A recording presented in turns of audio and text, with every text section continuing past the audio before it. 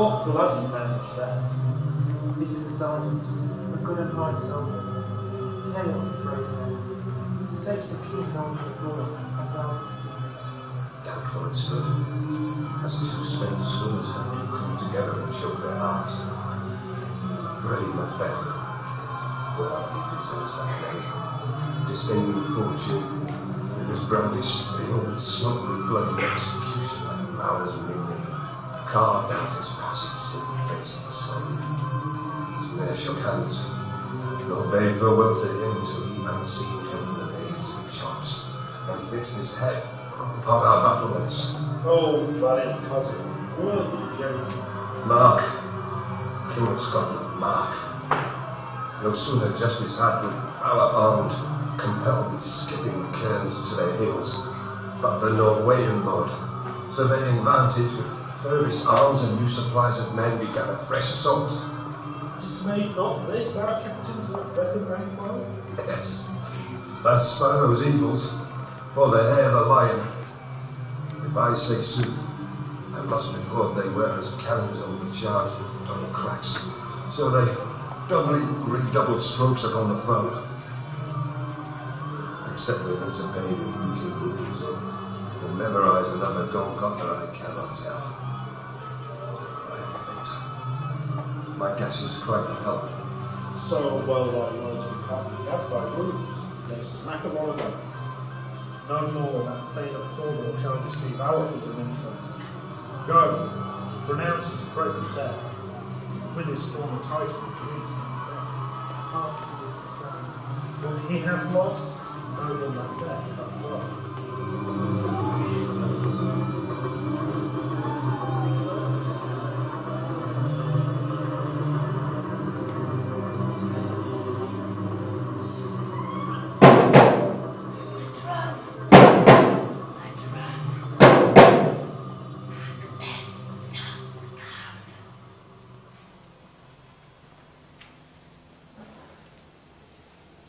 So fair and foul a day I have not seen. What are these? So withered, so wild in their attire that look not like the inhabitants of the earth, and yet are honoured.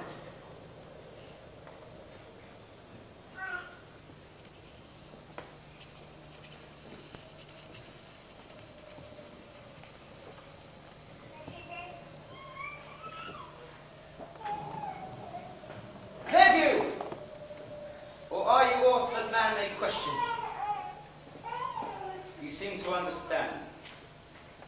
I each at once heard a choppy finger laying upon her skinny lips. You should be women, and yet you fear to forbid me to interpret that you are so. Speak if you can. What are you? Hail to thee, Thane of Glans. Oh, hail, MacBeth.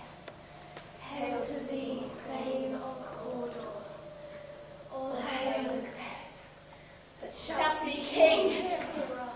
Good sir, why do you start and seem to fear things that do sound so fair? In the name of truth, are ye fantastical, or that indeed which outwardly ye show? My noble party, you greet with present grace and great prediction of noble hope and of royal having, that he seems rapt withal. To me ye speak not. If you can look into the seeds of time, and say which grape will grow and which won't, speak then to me, who neither beg nor fear favours nor ye. Hail! Lesser than MacBeth, but greater. Not so happy yet, much happier. Thou shalt get kings, though thou be known. So hail, Macbeth, and Banquo, and Macbeth, all hail. Stay, you imperfect speakers, tell me more. By Sinel's death I now am Thane of Glans. But how Cawdor? The Thane of Cawdor lives, and to be king stands not within a prospect of belief, no more than to be Cawdor. Say from whence you owe this strange intelligence, or why upon this blasted heath you stop our way with such prophetic charge you?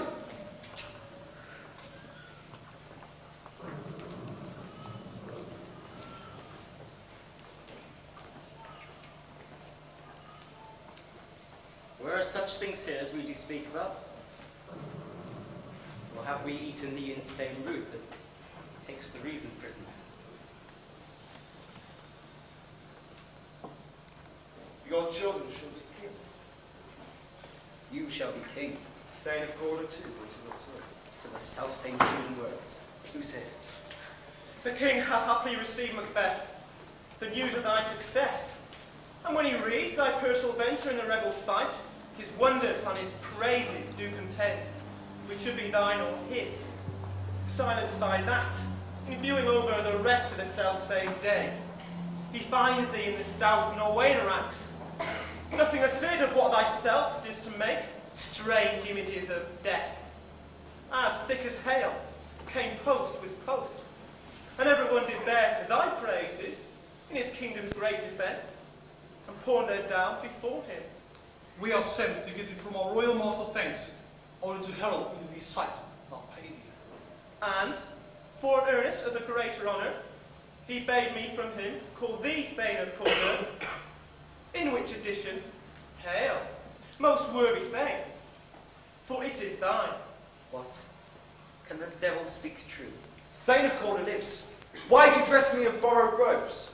Who was the thane that lives yet? But under heavy judgment bears the lives which he deserves to lose. Whether he was combined of those of Norway, or did he line the rebel with hidden help and vantage, or that for both he laboured in his country's wreck, I know not. But treason's capital confessed and proved have overthrown him.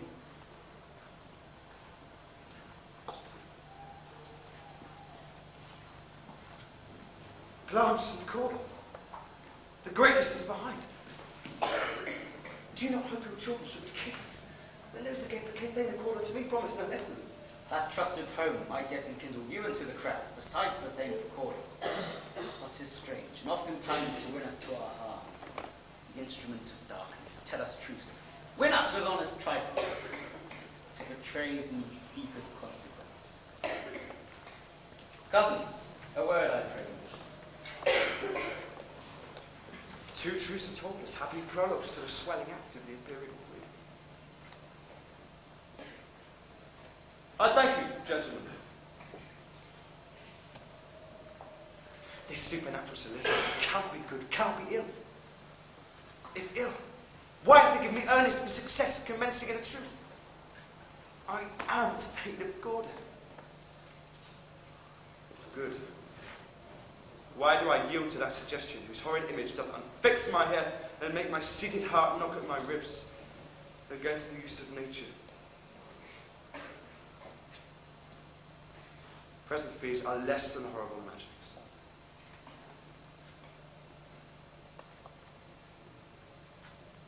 My thought is murder, yet is but fantastical shape, so my single state of man, that function is smothered in surmise. And nothing is but what is not. Look how our partners rant. Chance may have me king, and chance may crown me without my stir. New honours come upon him, like our strange garments, cleave not to their mould, but with the aid of use. Come what come may. Time and the hour runs through the roughest day. Worthy MacBeth, we stay upon your leisure. Huh? Oh, give me your favour. My dull brain is raw with the things of God.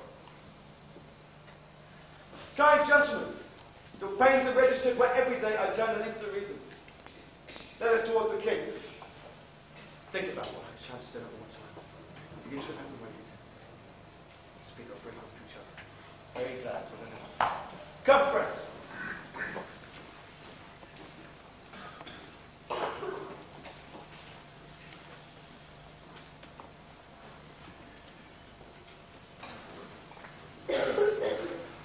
Is execution done on Corder? Or not those in commission yet returned? My liege, they are not yet come back. But I have spoken with one that saw him die. He reported very frankly confessed his treasons, implored your Highness's pardon, and set forth a deep repentance. Nothing in his life became him as the leading of it. He died a man that had been studied in his death. throw away the dearest thing he owned just for a careless trifle. There's no art to find a mind's destruction in the face. He was a gentleman on whom I built an absolute trust. Oh, worthiest cousin, the sin of my ingratitude even now is heavy on me. Thou art so far before that swiftest wheel of recompense is slow to overtake thee. Would thou hast less deserved, that the proportion both of payment and thanks might have been more. Only I have left to say, more is thy due than more than all can pay. The service and loyalty I owe in doing it pays itself. Your Highness parties to receive our duties, and our duties to your throne, state, children, and servants. Do but what they should, while doing everything safe towards your love and honor. Welcome, Keller.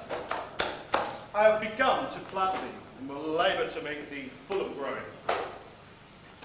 Noble, thou hast no less deserved, nor must be known no less to have done so. Let me enfold thee and hold thee to mine. Therefore, Grove, the harvest is your own.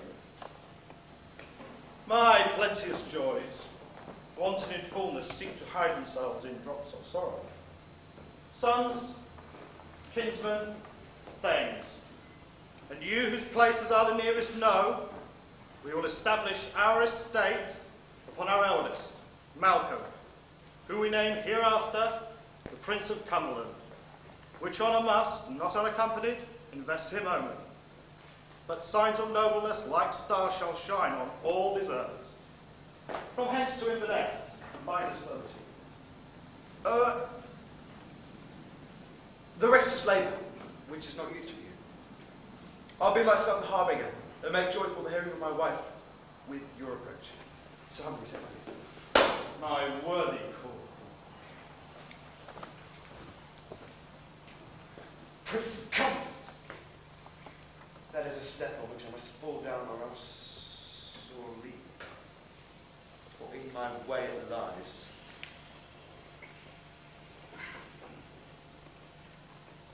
Stars, hide your flies. Let not light see my deep and black desires. The eye wink at the hand, yet if that be, or with the eye fierce, when it is done to see. True worthy Banquo, he is full so valiant, and in his commendation, I am fed it is a banquet to me. Come, let's after him whose care has gone before to bid us welcome. It is a peerless kinsman.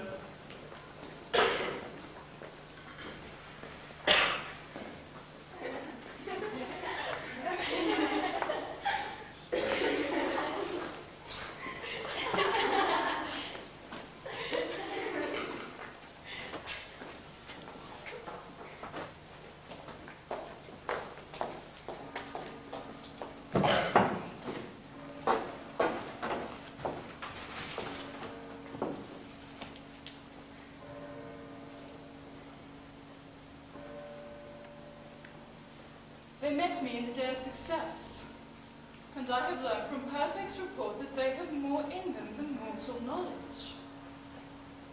While I burned a desire to question them further, they made themselves air, into which they vanished. Whilst I stood wrapped in the wonder of it, came missives from the king, who all hailed me, Thane of Cawdor.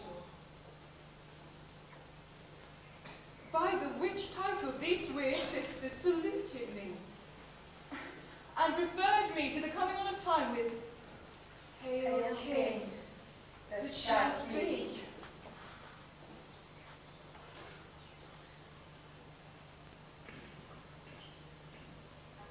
This have I thought good to deliver thee, my dearest partner of greatness, that thou might not lose the dues of rejoicing by being ignorant of what greatness is promised thee.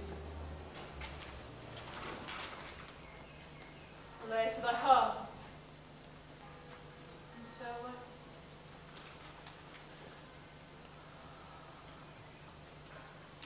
Lambs thou art, and Cawdor, and shall be what thou art promised.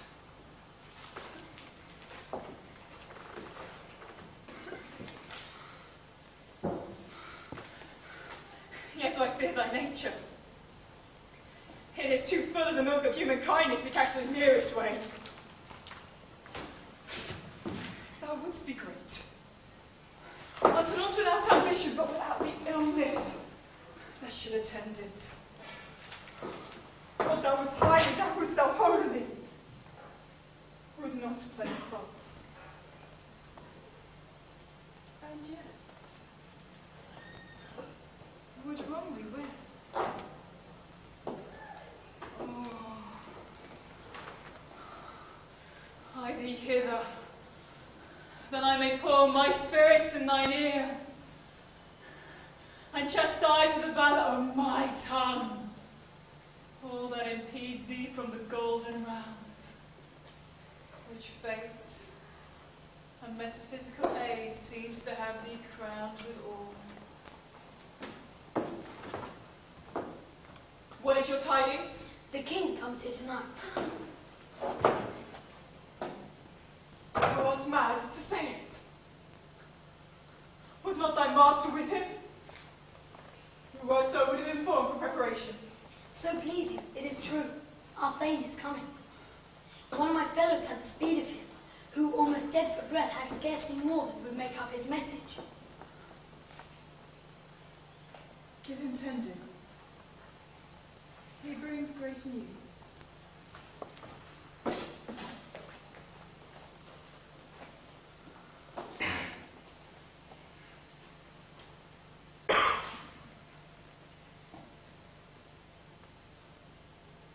Raven himself is false. The crow's the fatal entrance of Duncan under my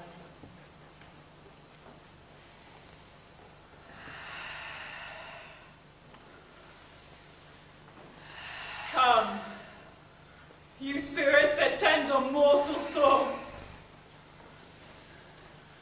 unsex me here, and fill me from crown to toe top full of direst cruelty.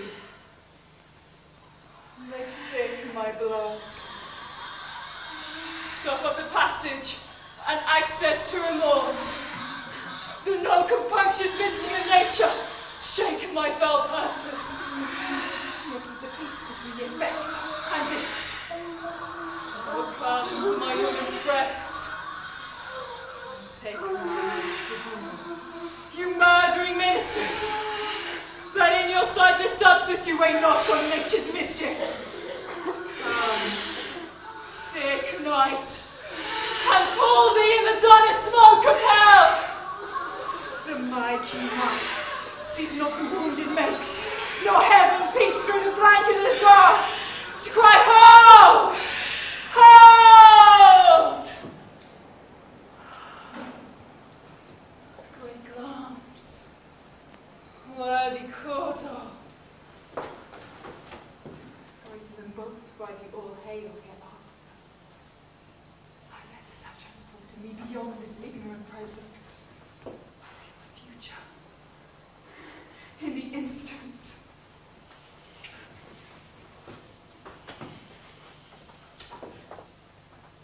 My dearest love, Duncan comes here tonight.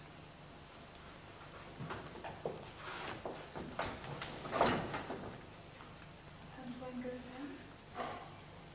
Tomorrow, as he purposes. Oh no, shall sun that tomorrow see? Your face, my Thane, is as a book where men may read strange matters. To beguile the time, look like the time, bear welcome in your eye, your hand, your touch. Look like the instant flower, but be the surface untouched. He is coming, must be provided for, and you will put this night's great business in my dispatch, which shall, in all our days and nights to come, give solely soul and sway and masterdom.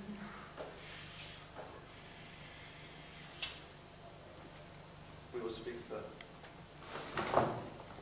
Only look up clear. To alter favour ever is to fear. Leave all the rest to me.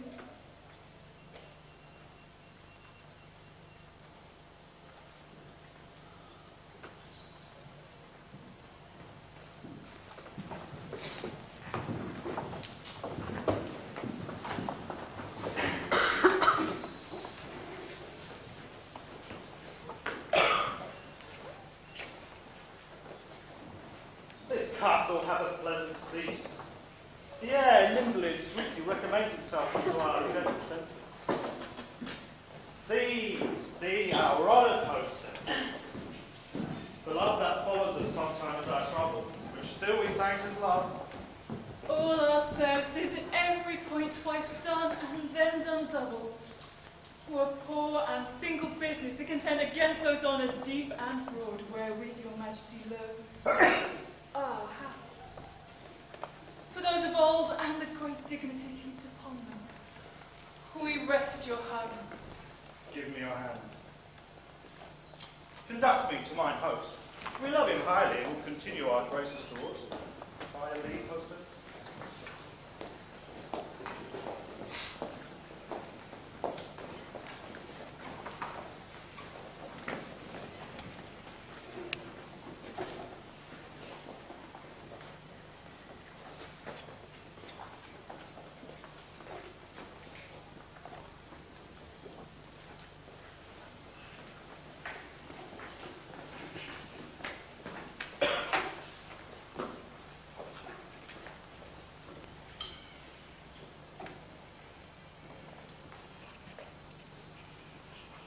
If it were done, when it is done, it's when it were done quickly. The assassination could travel up the consequence and catch with a success.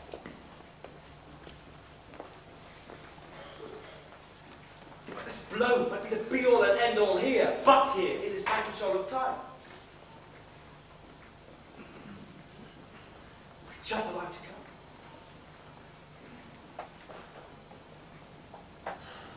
But in these cases, we still have judgment here. And we but teach bloody instructions, which being taught return to plague the inventor. Even-handed justice doth commend the ingredients of our poisoned chalice to our own lips.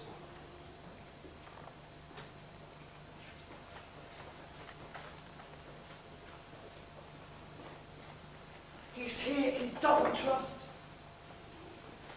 First as his kinsman and his subject, strong both against the deed. Then as his host, issued against this murder and shut the door, not bear denied myself. Besides, this Duncan hath borne his faculties so meek, has been so clear in his great office, that his virtues will plead like angels, trumpet-tongued upon the great damnation of his taking off. And pity, like a naked newborn babe striding a blast, or heaven's cherubims, horsed upon the great couriers of the air, shall blow the horrid deed in every eye that tears shall drum the wind.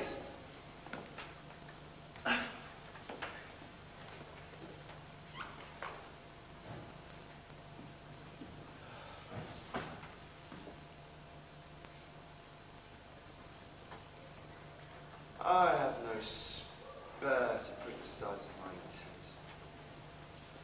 Only vaulting ambition shall lose itself and falls on the other.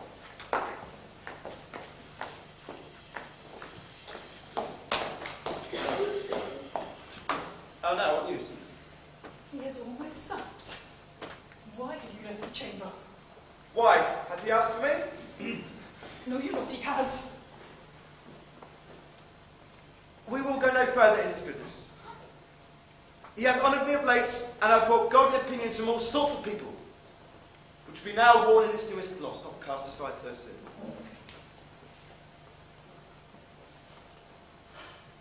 Was the hope drunk when you dressed yourself?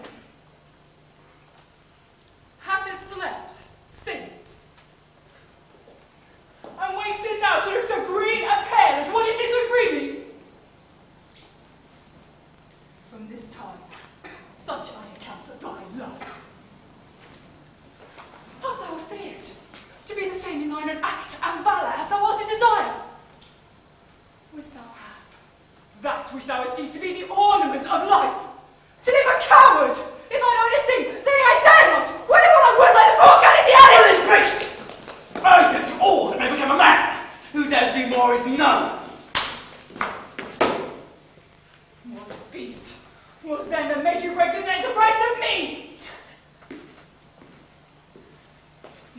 durst do it. Then you were a man. And to be more than what you were, you would be so much more than man. No time, nor place did then adhere. And you would make both. They have made themselves and let their fittest out as some make you. I have been sunk. And know how tender 'tis to love the babe that moved me. I would, while it was smiling in my face, have plucked my nipple from his boneless gums and dashed the brains out! Had I so sworn as you had done to this!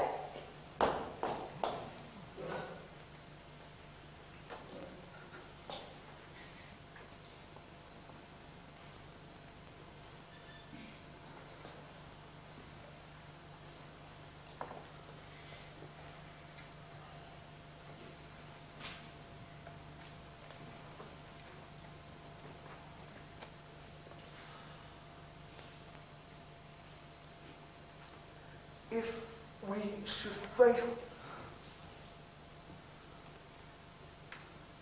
We fail.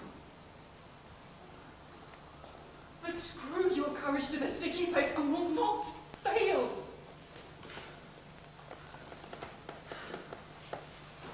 When Duncan is asleep, where to the world shall his hard day's journey soundly invite him? His 2 chambers. Will I with wine? I might say so convince. Remember, the water of the brain will be but a few, and the receipt of reason a limbeck only. When, in swinish sleep their primitive natures lie as in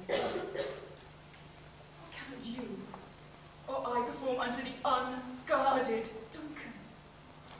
What not put upon his spongy officers, who will bear the guilt of our great bring forth men and children, for thy undaunted metal should pose nothing but nails.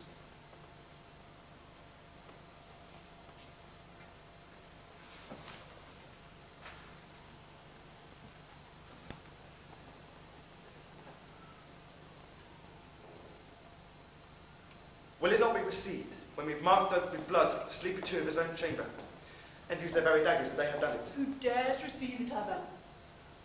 For we will make our griefs and clamours roar upon his death.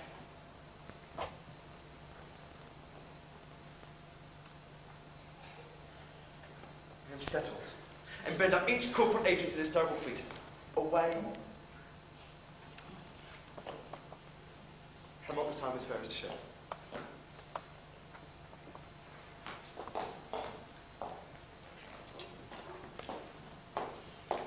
The false face must hide what the false heart doth know.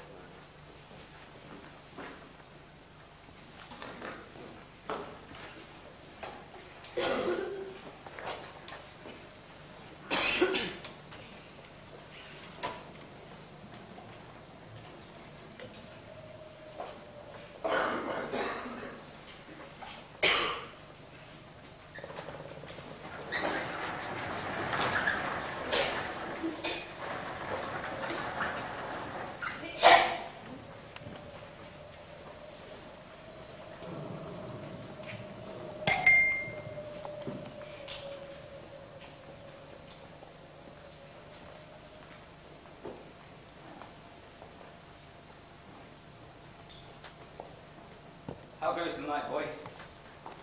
Moon's down. I've not heard the clock. And yet she goes down at 12. I think it is later, sir.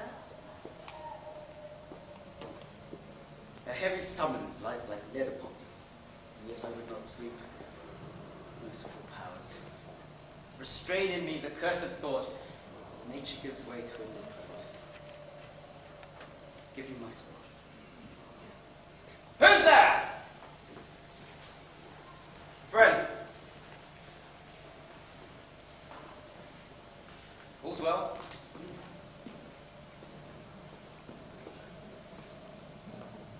I dreamt last night of the weird sisters. To you they have shown some truth, I think not of them. Yes. When we can entreat an hour to serve, we would spend it in some time upon that business, if you would grant time. At your kindest leisure, sir. If you should cleave to my consent when it is, it shall make honour. So I lose none in seeking to augment it, but keep my bosom French-eyed, and allegiance clear, I shall be cancelled.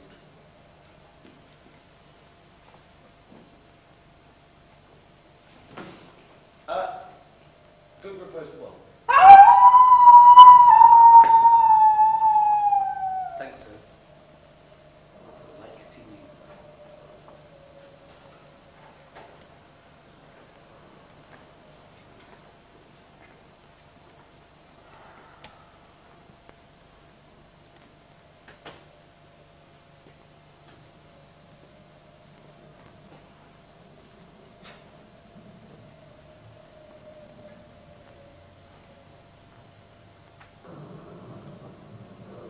Is this a dagger I see before? Handle towards my hand. Come, let me touch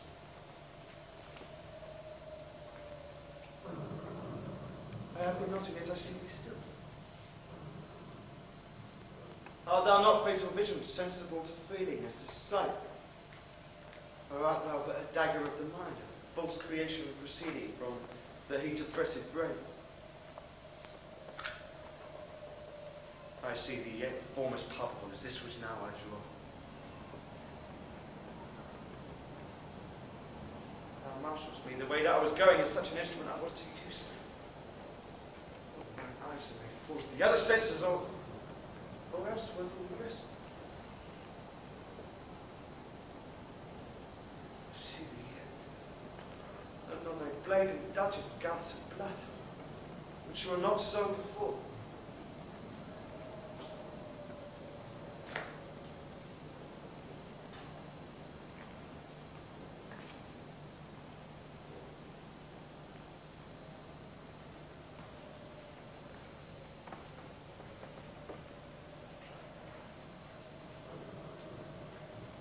There's no such thing.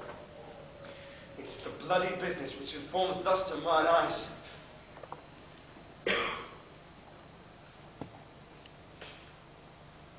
Now o'er the one-half world nature seems dead. And wicked dreams abuse the curtained sleep. Witchcraft celebrates pale Hecate's offerings and withered murder. Alarmed by sentinel the wolf who pounces watch thus with his stealthy pace, and Tarquin's ravishing strides towards his desire, which like a ghost.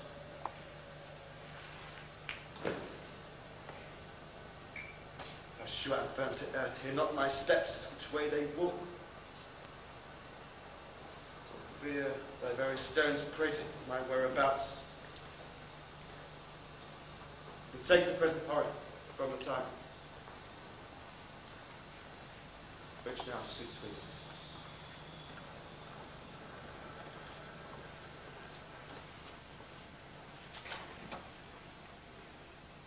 Whiles I threat he lives, words to the heat of deeds too cold breath gives. I go and it is done. The bell invites me. Hear it not, Duncan, for it is a knell. It summons thee to heaven. Order!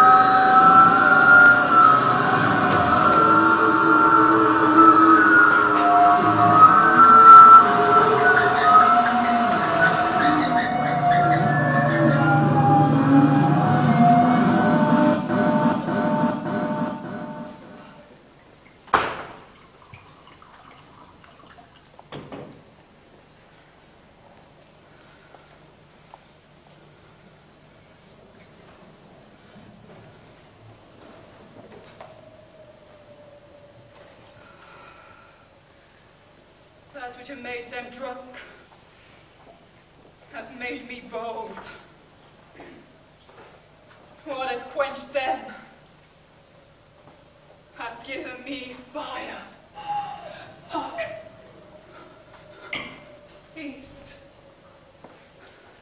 It was the owl that screamed. The fatal bell which gives stones good night.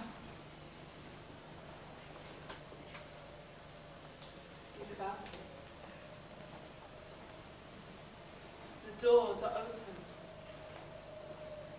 and the servitor grooms do mock their charge with snores.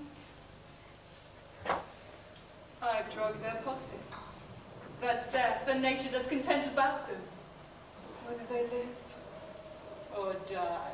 Who's there? Who? Like I am feared. They will wait until 'tis not done. The attempt and not fatigue compels us.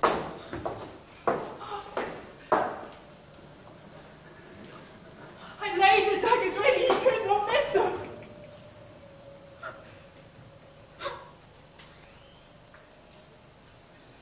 Had he not resembled my father as he slept, I had done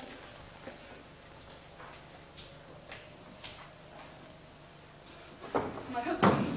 I have done indeed. Just not hear a noise. I heard the owl scream and the cricket cry. Did not you speak? I. Now!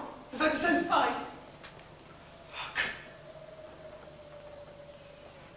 Who lies in the second chamber? Dr. Wayne.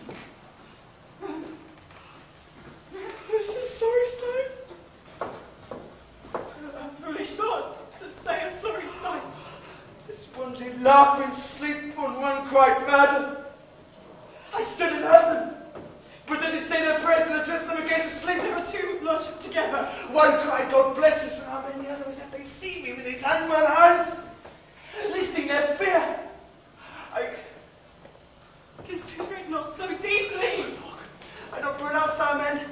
I must need a blessing, amen, stuck in my throat. These deeds must not be thought after these ways. Else it will make us mad. Please, hold I heard a voice cry. Sleep no more. MacBeth is trying to sleep. He is asleep. Sweet was up the river's drink. Death which stays life. Surely was bath of her night. Great nature's second course, chief nourisher and life's feast. What do you mean? Still and cried, sleep no more to all the house. Lamps and burning sleep, and therefore corners to sleep no more. My friend, something no more. Who was it that thus cried? Why? Worthy then, you unbend your noble strength to think so grave, sickly of things. Go. Wash the filthy weakness from your hands.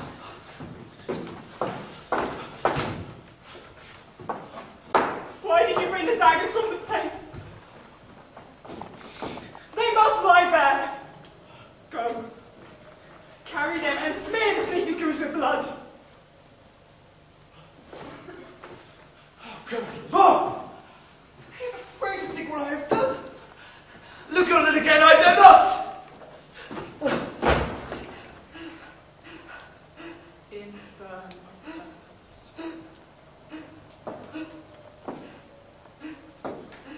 Give me the daggers. The sleeping and the dead are but as pictures. It is the eye of childhood that fears the painted devil.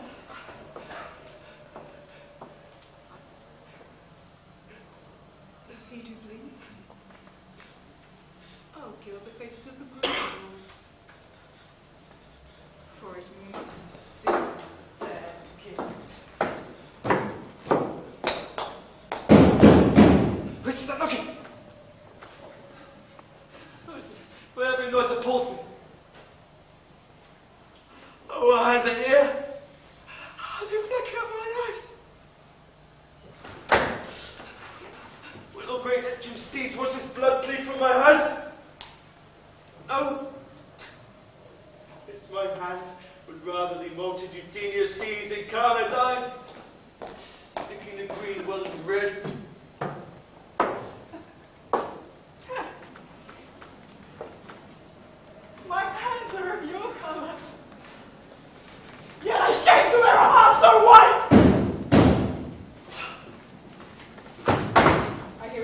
sap and trees. Come, the time we touch it. A little water cleanses up this deed. How easy is it then? Your constancy has left you unattended. More knocking. Get on your nightgown, lest occasion calls us and shocks us to be watchers. Be not lost so poorly in your thoughts. To know my deed, to best not know myself. Oh, my token with thy knocking, if thou couldst.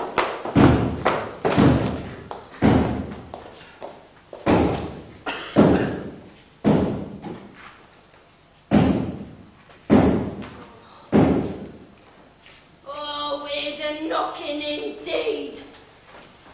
If a man were a porter of our gate, he should have old turning the key.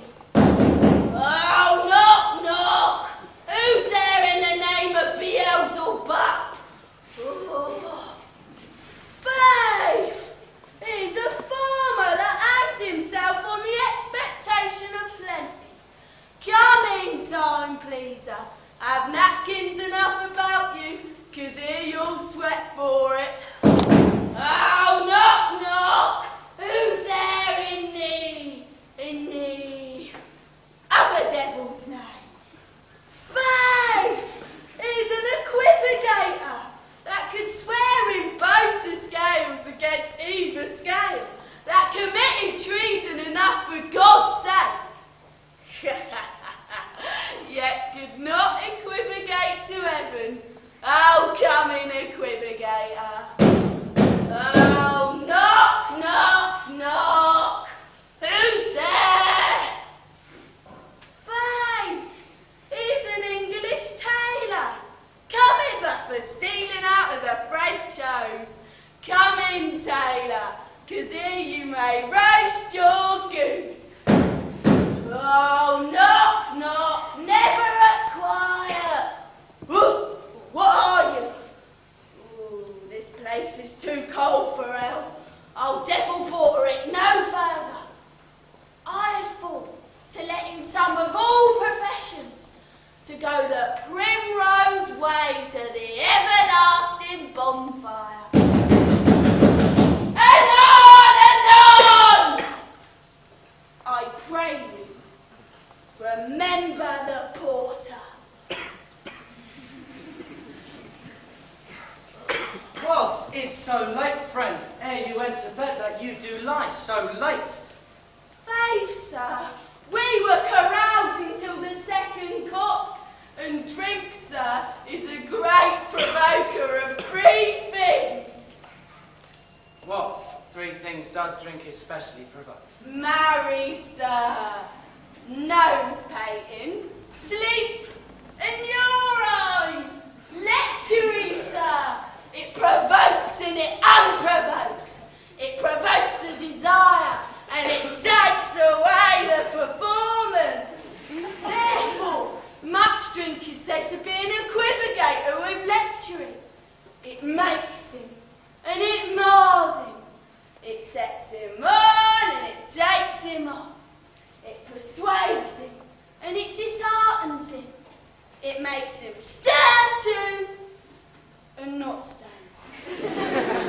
In conclusion, equivocates him in his sleep and giving him the lie, leaves him. I believe drink gave thee the lie last night. That it did, sir, with the very throat on me, but I requited in him his lie, and I think, being too strong for him, though he did take up my leg sometime, though I made a shift to cast him. Is thy master stirring? Oh, knocking has awakened him. Here he comes. Not always, sir. Good morrow, both. Is the king stirring, worthy Thane? Not yet. He did command me to call timely on him. I've almost slipped the hour. I'll bring you too. I know this is a joyful trouble to you, but yet 'tis one, eh? The labour we delight in physics plain. This is the door. I'll make so bold to call, for 'tis my limited service. Goes the king hence today? He does. He did appoint me. The night has been unruly where we lay. Our chimneys has been blown down, as they say, limiting the screams of death, and prophesying of accents terrible.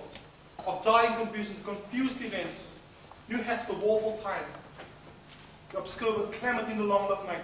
Some say the earth was furious and did shake. It was a rough night. My young remembrances cannot parallel a fellow to it. Horror! Horror! Tongue nor heart can conceive nor name thee. What's the matter? Most sacrilegious murder broke up the Lord's anointed temple and stole thence the light for the building. What do you mean the light? Renew His Majesty? Approach the chamber and destroy your sight with a new Gorgon. Do not bid me speak. See, and then speak yourselves. Awake! Awake! Bring the alarm bell! Murder and treason! Banquo and Donovan, Markham! Awake! Shake off this drowsy sleep, death's counterfeit, and look on death itself! Up, up! And see the great doom's image! Malcolm, Banquo! As from your graves rise up, and walk like sprites to countenance this horror! What's the business? Does such a hideous trumpet calls the body of sleeps of the house? Speak! Speak! Oh, gentle lady, 'tis not for you to hear what I can speak. The repetition in a woman's ear would murder as it fell. Oh, Banquo, Banquo. Oh, royal master's murdered. Woe, alas! What in our house? To go anywhere, did that I prithee. Contradict thyself and say it isn't so.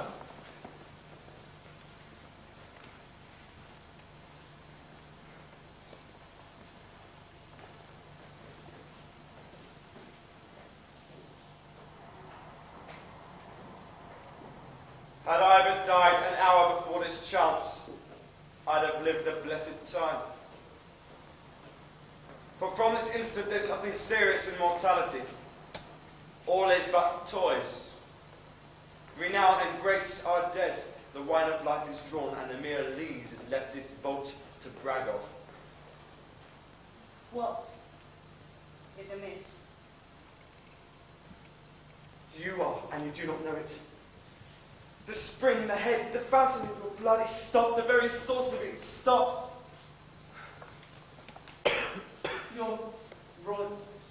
Your royal father's murdered.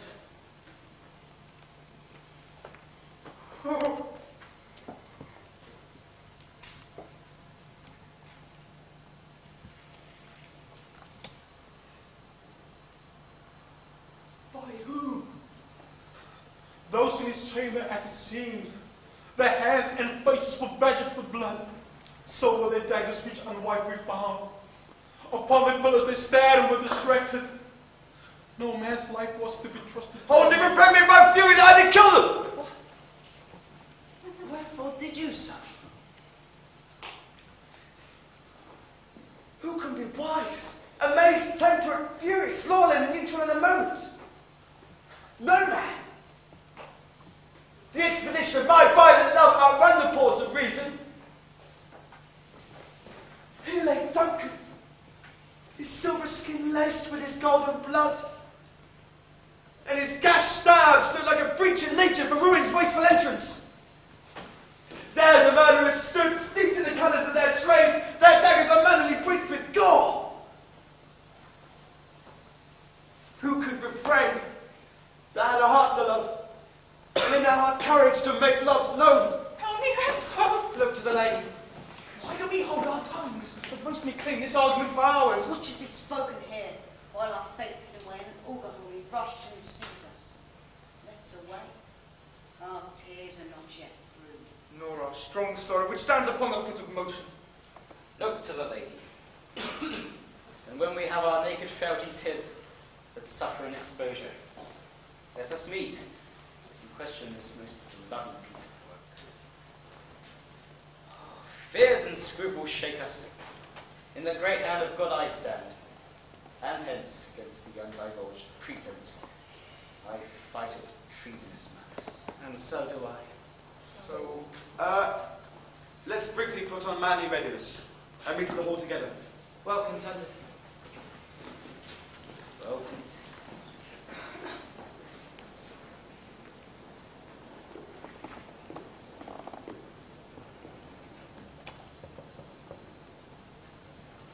What will you do?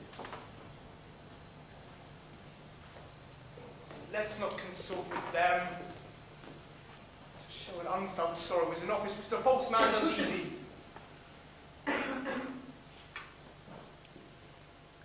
England. To Ireland I. Our separated fortunes shall keep us both the safer. Where we are, there's daggers in men's smiles. The near in blood, the nearer bloody. This murderous shaft that shot is not yet lighted, and our safest way is to avoid the aid. Therefore to horse, and let us not be dainty in our leave-taking, but shift away. There's warrant in that theft, which steals itself when there's no mercy left.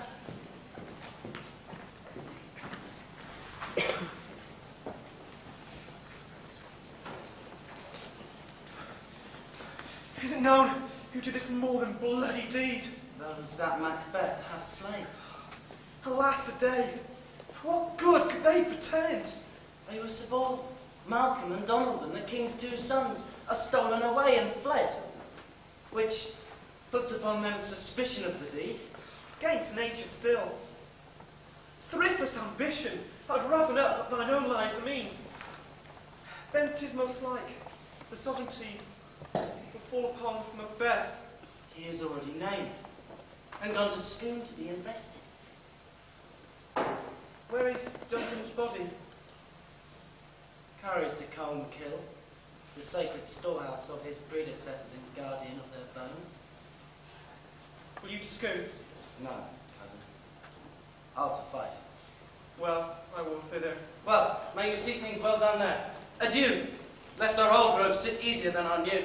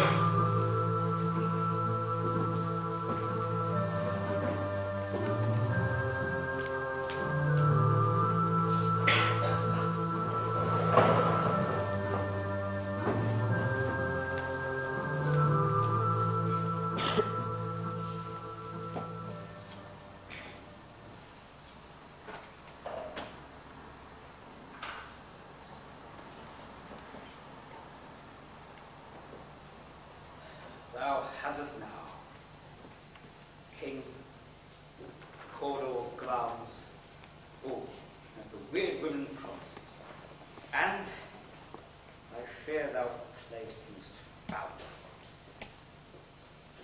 Yet it was said, it should not stand in thy posterity, that myself should be the root and father of many kings. If there come true from them, as upon thee, MacBeth, their speeches shine. Why, by the verities on thee make good, may they not be my oracles as well, and set me up in hope. But hush.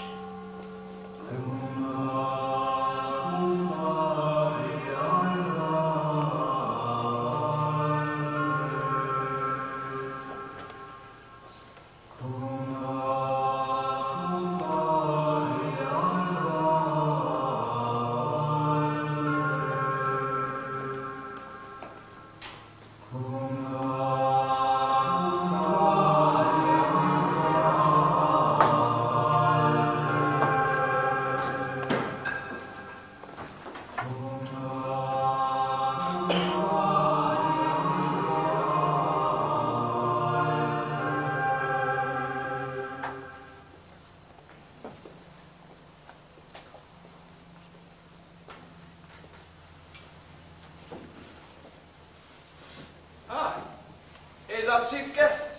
If he had been forgotten, it would have been as a gap at our great feast, and all things unbecoming. Tonight, sir, we hold a solemn supper, and I request your presence.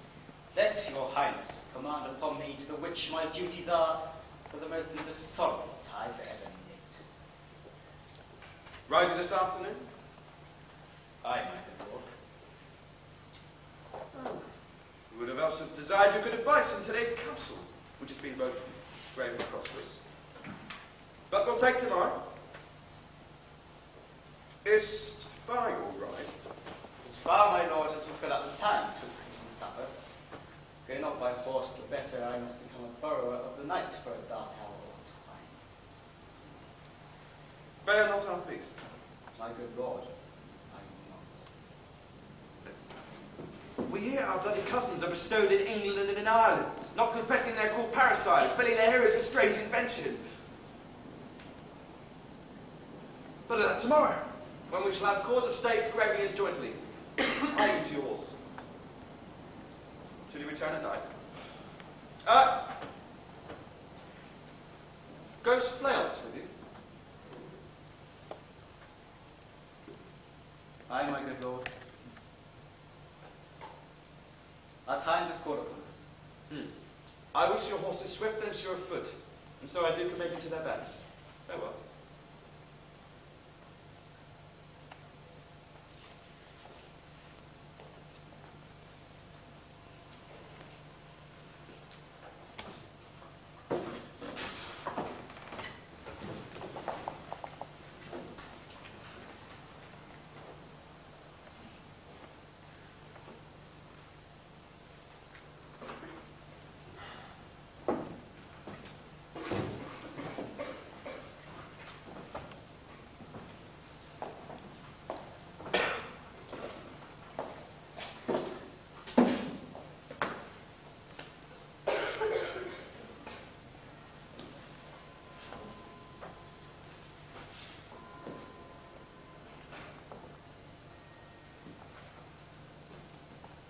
To be thus is nothing, but to be safely thus.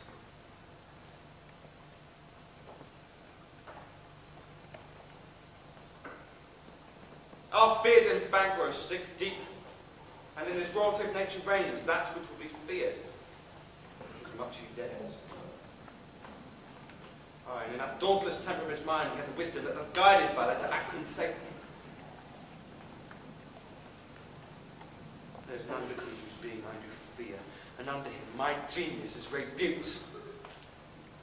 As it is said, Mark Antony was by Caesar. He cheated the sisters when first they put the name of king upon me, and then bade them speak to him. Then, prophet-like, they held him father to a line of kings. Upon my head they placed a fruitless crown and put a barren sceptre in my right, thence to be wrenched with an unlineal hand, no son of mine succeeded. If it be so, for Banquo's issue have I fouled my mind. Put rankles in the vessel of my peace for them. Gracious Duncan, have I murdered? And mine eternal jewel given to the common enemy of man to make them kings or see them Banquo kings!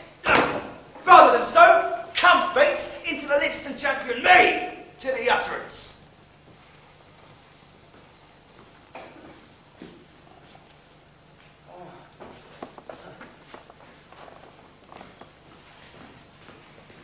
Was it not yesterday we spoke together? Huh? It was, say please, Your Highness. Well then, have you considered his speeches? Know that it was he in times past which held you so under fortune, which you thought had been our innocent self. But this I made good to you, passed in probation with you. How you were borne in hand, crossed, the instruments who wrought with them, and all things else that might to harvest soul and to a notion create to say, thus did Banquo. You made it known to us. I am one, my liege, with whom the vile blows and buffets of the world have so incensed that I am reckless what I do to spite the world. And I another, so weary with disasters, tugged in fortune, that I would set my life on any chance to mend it or be rid on.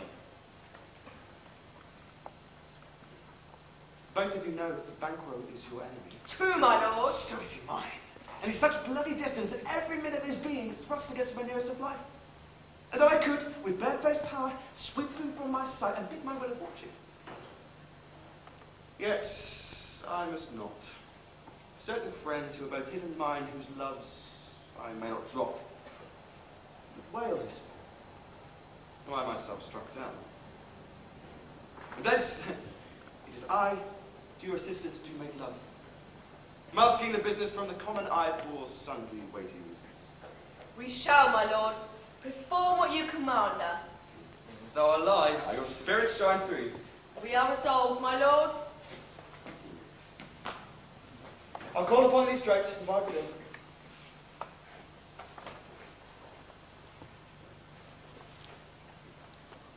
It be concluded. Banquo thy soul's flight. If it find heaven, must find it out tonight.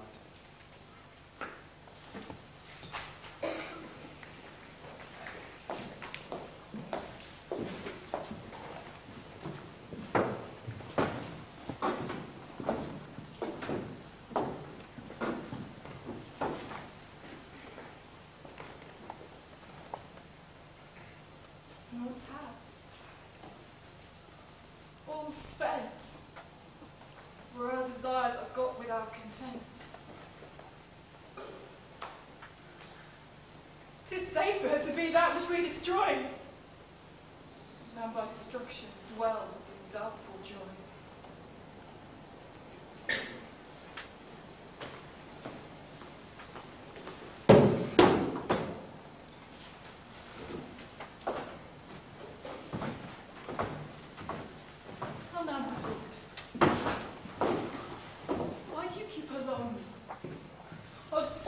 Fancies your companions making, using those sorts which should indeed have died with them they think on. Things without all remedy should be without regard. What's done is done. You stalked the snake, not killed it. She'll close and be herself, while her poor malice remains in danger of her former tooth. You must leave this. But the scorpion is my mind, it won't. I'll notice that Banquo and his flay on its lids. But in them, nature's copy's not a term.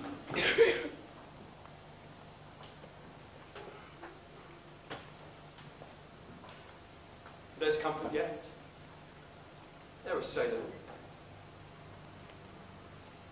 Then be thou your hand. Ere the bat hath flown his cloistered flight, ere to black cat summoned, the shard-born beetle with his drowsy hands hath run night's yawning peal. There shall be done a deed of dreadful hand. What's to be done? Be innocent of the knowledge, dearest Chuck, till thou have brought the deed.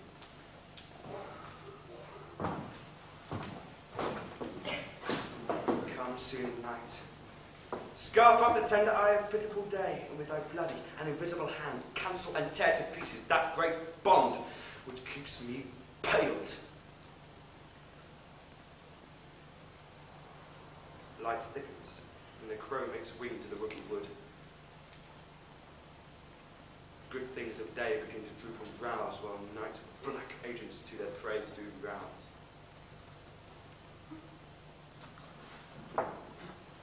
Oh, marvellous to my words. Hold thee still.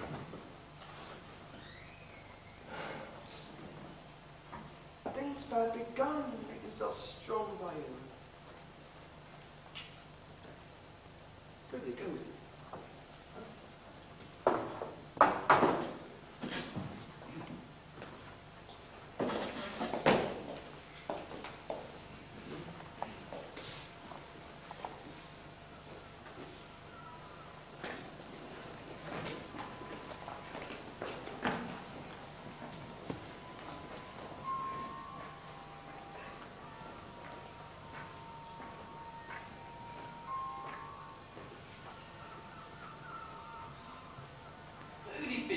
Join with us. MacBeth, he needs not our mistrust.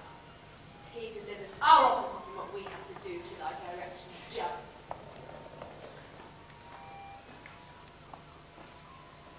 Then stand with us. The west yet glimmers with some streets of day. Now spurs the later traveller and pace to gain it timely in. Near approaches the subjects of our watch. Give us a light there, ho. Then 'tis he. A light, a light. 'Tis he. Stand to.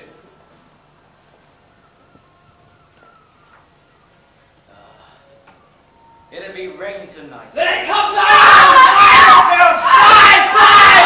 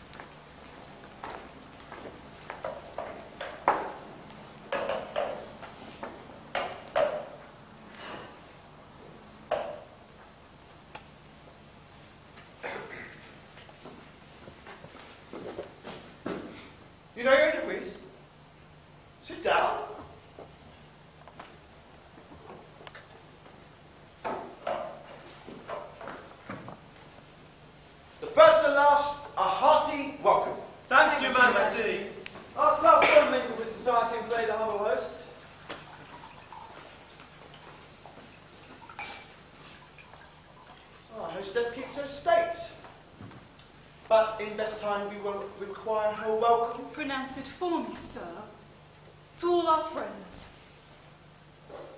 For my heart speaks that they are welcome. See, they encounter thee with their hearts' thanks. Both sides are even. Here I'll sit. Be like in mirth. Anon, we'll drink a measure of the table round. Tis Banquo's then. Better be without he within. Is he dispatched? My lord, his throat's cut. That I did for him. Thou art the best of the cutthroats. Yet, he's good that did the like of players. If thou didst it, thou art in non-parade. Post roll, sir. Flails skate. Come on, fit again! Thou hast been packed, as whole as marble, as founded as the rock. Now I'm cabined, cribbed, confined to saucy doubts and fears.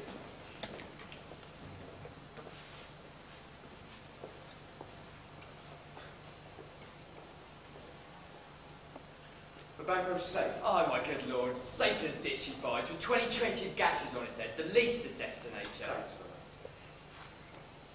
that. There the grown serpent lies. The one that's fled hath nature at the time of burning breed. No excuse for the present. Get it on, we hear ourselves again. My royal lord, you do not give the cheer. The feast is sold, which is not often bashful, 'tis a making.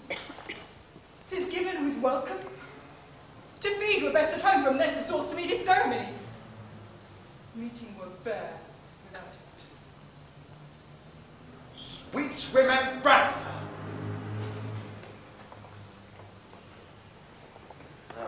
Good digestion away to an appetite in health on both. May it please your highness sit. Here have we now in our country's honour root, where the graced person of our Banquo present, whom I may challenge for unkindness and pity for my judge. His absence, sir, lays blame upon his promise. Please your highness, to grace us with your royal company. The table's full. Here's a place reserved, sir. Where? Here, my good lord. What is that moves you, your highness? Which of you have done this? What, my good lord? I can't say I did. Never shake thy gory nuts at me! Gentlemen, rise. His highness is not well. Sit, worthy friends. My lord is often thus and hath been from his youth. I pray you keep seat. If it is momentary, upon a thought you will be well again. In much you note him, you will offend him and extend his passion. Feed and regard him not. Are you a man? I get bold! That dare look on that which might have pulled the devil. Oh, proper stuff. This is the very painting of your fear. This is the air-drawn dagger which you said led you to Duncan. These flaws and stance. Impostors to true fear. Would well become a woman's story to winter's fire, or claw rise by her grandam. The shame itself. Why do you make such faces? When all's done, you look but on a stone! Really see that? Behold, look! Lo! See! If thou could not speak to, if charnel houses and our graves must send back those we buried, our monuments should be the moors of kites. What unmanned in folly! I stabbed it, I saw him. Fine! For shame! Blood has been shed ere now. In the open time air, human statue towed the gentle wheel. Aye, and since 2 murders have been performed, too terrible for the air. The time has been that the brains were out, the man would die in there again. And now they rise, with 20 mortal murders in their ground and pushes from our stalls. It is more strange than such a murder is. My worthy lord, your noble friends do lack you.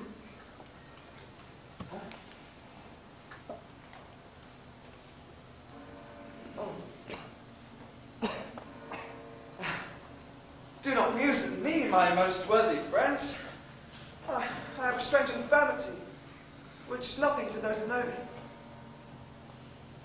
Nothing else at all.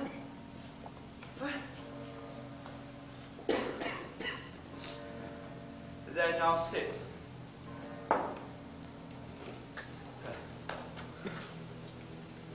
Give me some wine.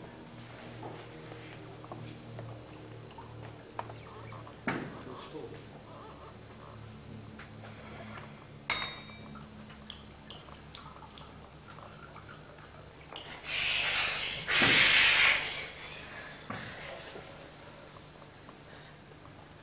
I drink to the general joy of the whole table, and to our dear friend Banquo, whom we miss. Would he were here. To him and all we dare stand, all to all. Our duties and pledge.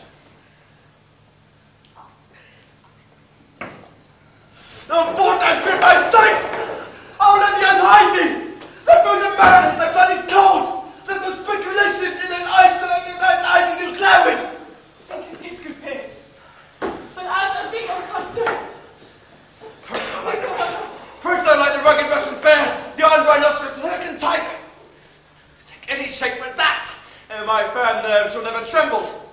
Or be alive again and dare me to the desert with thy sword. Trembling unhappy, protest me the baby of a girl. Hence, horrible shadow, unreal mockery, hence!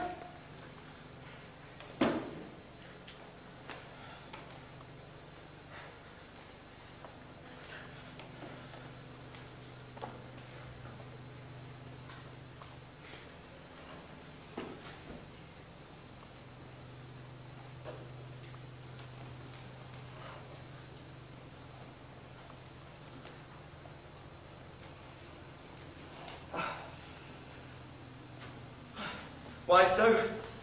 Being gone, I am a man again. I pray you sit still. You have displaced the man. Broken the good meeting with my severe disorder.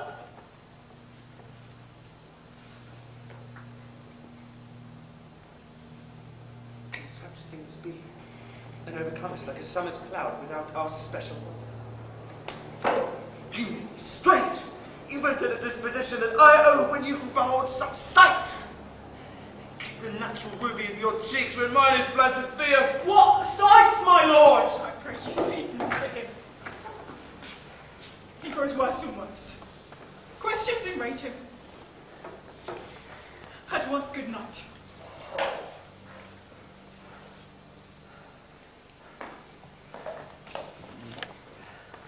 Stand not upon the order of your going, but go at once! Good night, and better help attain His Majesty. Kind good night to all.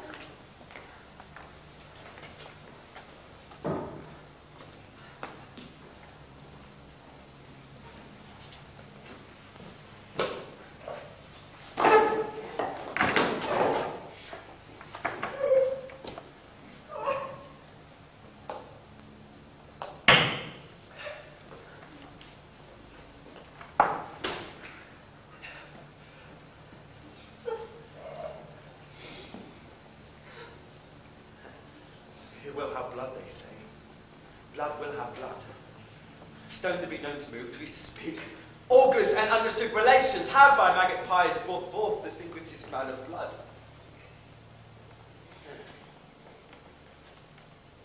What is the night? Almost at odds with morning. Which is which? How sayest thou that Macbeth denied his person at our great bidding? Did you send to him, sir? I heard it, by the way, but I will send. There's not one of them man in his house I keep a servant feed. I will tomorrow, perhaps I will to the Wade sisters. More sure they speak, for now I am bent to know by the worst means the worst. And in blood steeped in such bath, should I wait no more, returning where tedious as go all.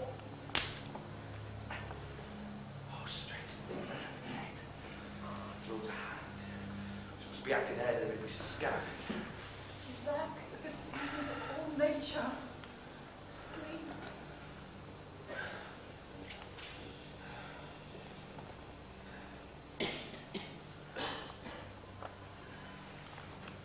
Come. sleep. My strange self-abuse is the initiate fear that wants hard use. We are yet but young indeed.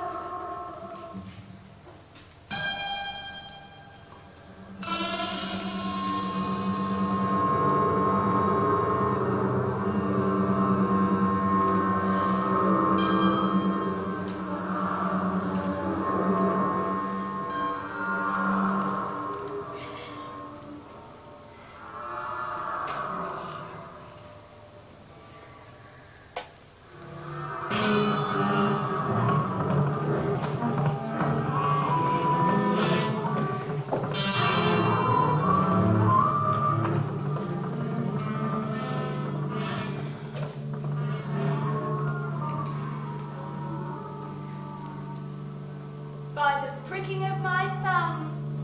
Something wicked this way comes. Open locks, whoever. How now, you secret black in midnight hands? What is it you do? Deed without name. Speak. Man will answer. Say, if thus rather hear it from our mouths, or from our masters. Call him, let me see him.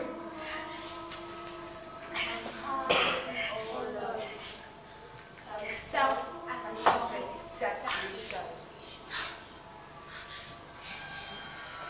Tell me thou and then pass. She knows not. Hear her speech, but say thou more.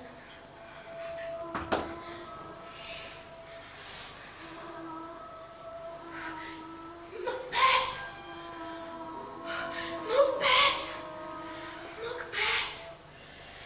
Be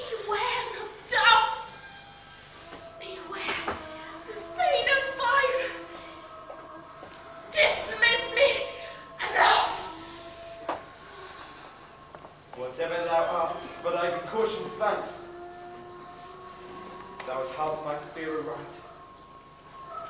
But yet one word more. She will not be commanded. There's another, more potent than the first. Macbeth! Macbeth! Flowing bold and resolute, love to scorn the power of man, man of horn and born shall outfare. Then live Macduff. What need I fear of thee? If yes, I make assurance, double sure, and take a bond of fate. Thou shalt not live. Oh, that I tell thee, pale-hearted fear, it lies in sleep in spite of thunder. Listen, but speak not.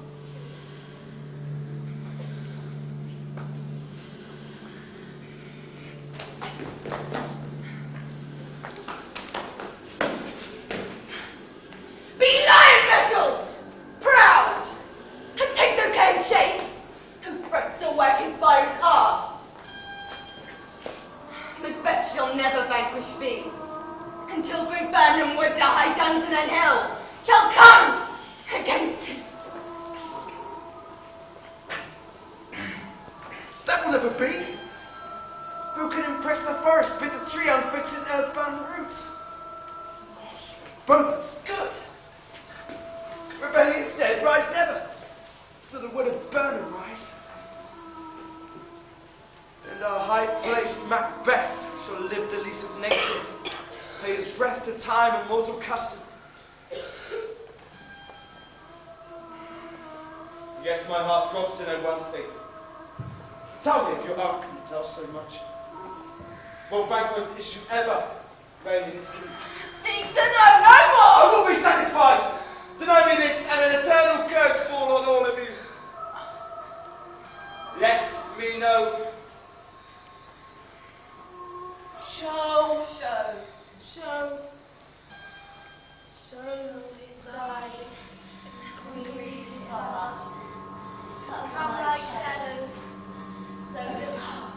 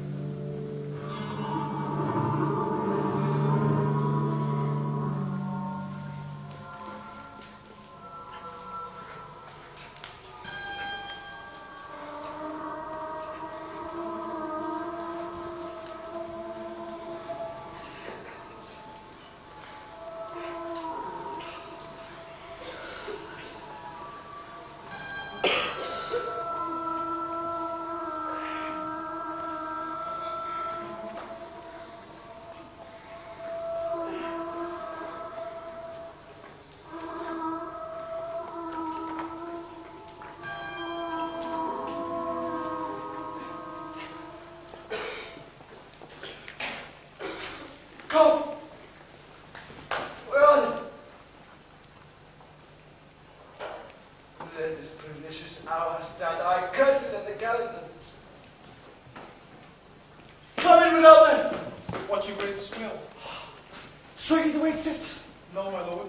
Came they not by you? No, indeed, my lord. Infected be the air whereon they ride, and all those that trust them. I did his galloping of horse.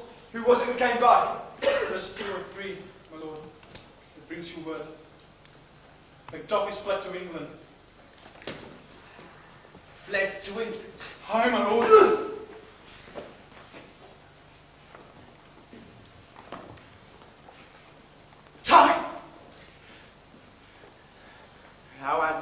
witness my dread exploits.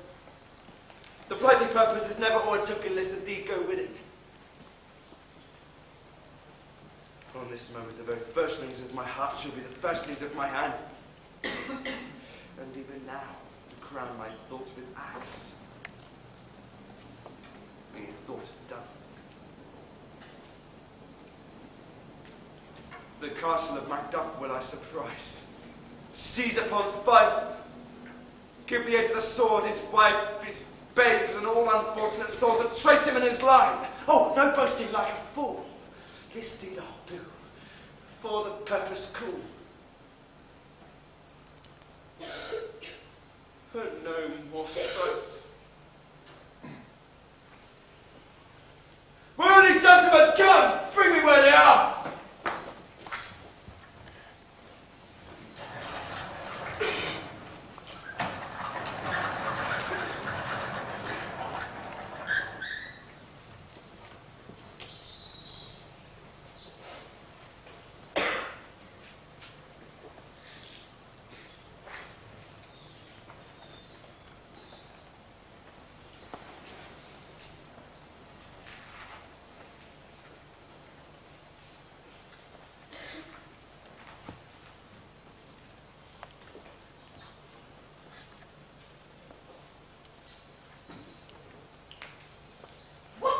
To make him fly the land.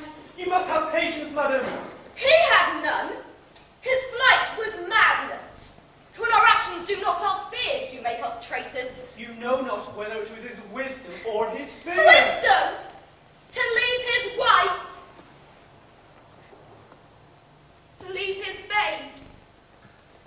His mansion and his titles in a place from whence himself does fly. He loves us not. He wants the natural touch. For the poor wren, the most diminutive of birds, will fight, her young ones in the nest, against the owl. All is the fear, and nothing is the love. As little as the wisdom where the flight so runs against all reason. My dearest coz, I pray you school yourself. For your husband, he is noble, wise, judicious, and best knows the fits of the season. I dare not speak much further. The times are cruel when we are traitors, and do not know ourselves. When we hold rumour from what we fear, yet know not what we fear, but float upon a wild and violent sea each way and move, I take my leave of you. Shall not be long, but I'll be here again. Things at worst will cease, or else climb upward to what they were before. My pretty cousin, blessing upon you. Fathered he is, yet he's fatherless. I am so much a fool. Should I stay longer, it will be my disgrace and your discomfort. I take my leave at once. Sirrah, your father's dead. What will you do now? How will you live? As birds do, madam. What? With worms and flies? With what I get, I mean. And so do they. Poor bird. Thou'st never fear the net nor line, the pitfall nor the gin. Why should I, mother? Poor birds, they're not set for. My father is not dead, for all you're saying. Yes, he is dead. How wilt thou do for a father? Nay, how will you do for a husband? Why, I can buy me 20 in any market. Then you'll buy him to sell again. Thou speakest with all thy wit, yet a faith with wit enough for thee.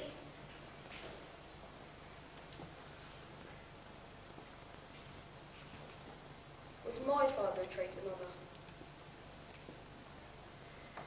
Aye, that he was. What is a traitor? Why, one that swears and lies. And be all traitors that do so? Every one that does so is a traitor, and must be hanged. And must they all be hanged that swear and lie? Every one who must hang. Why? The honest men. Ah, then the lies and swears are fools. For there are lies and swears enough to beat the honest men and hang up them. God help me, poor monkey. How wilt thou do for a father? If he were dead, you'd weep for him. If he were not, it were a good sign that I should quickly have a new father.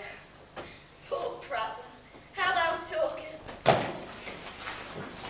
Where's your husband? I have in no place so unsanctified where such as thou mayest find him. He's a traitor! Thou liest, thou shag-haired villain! What, you egg?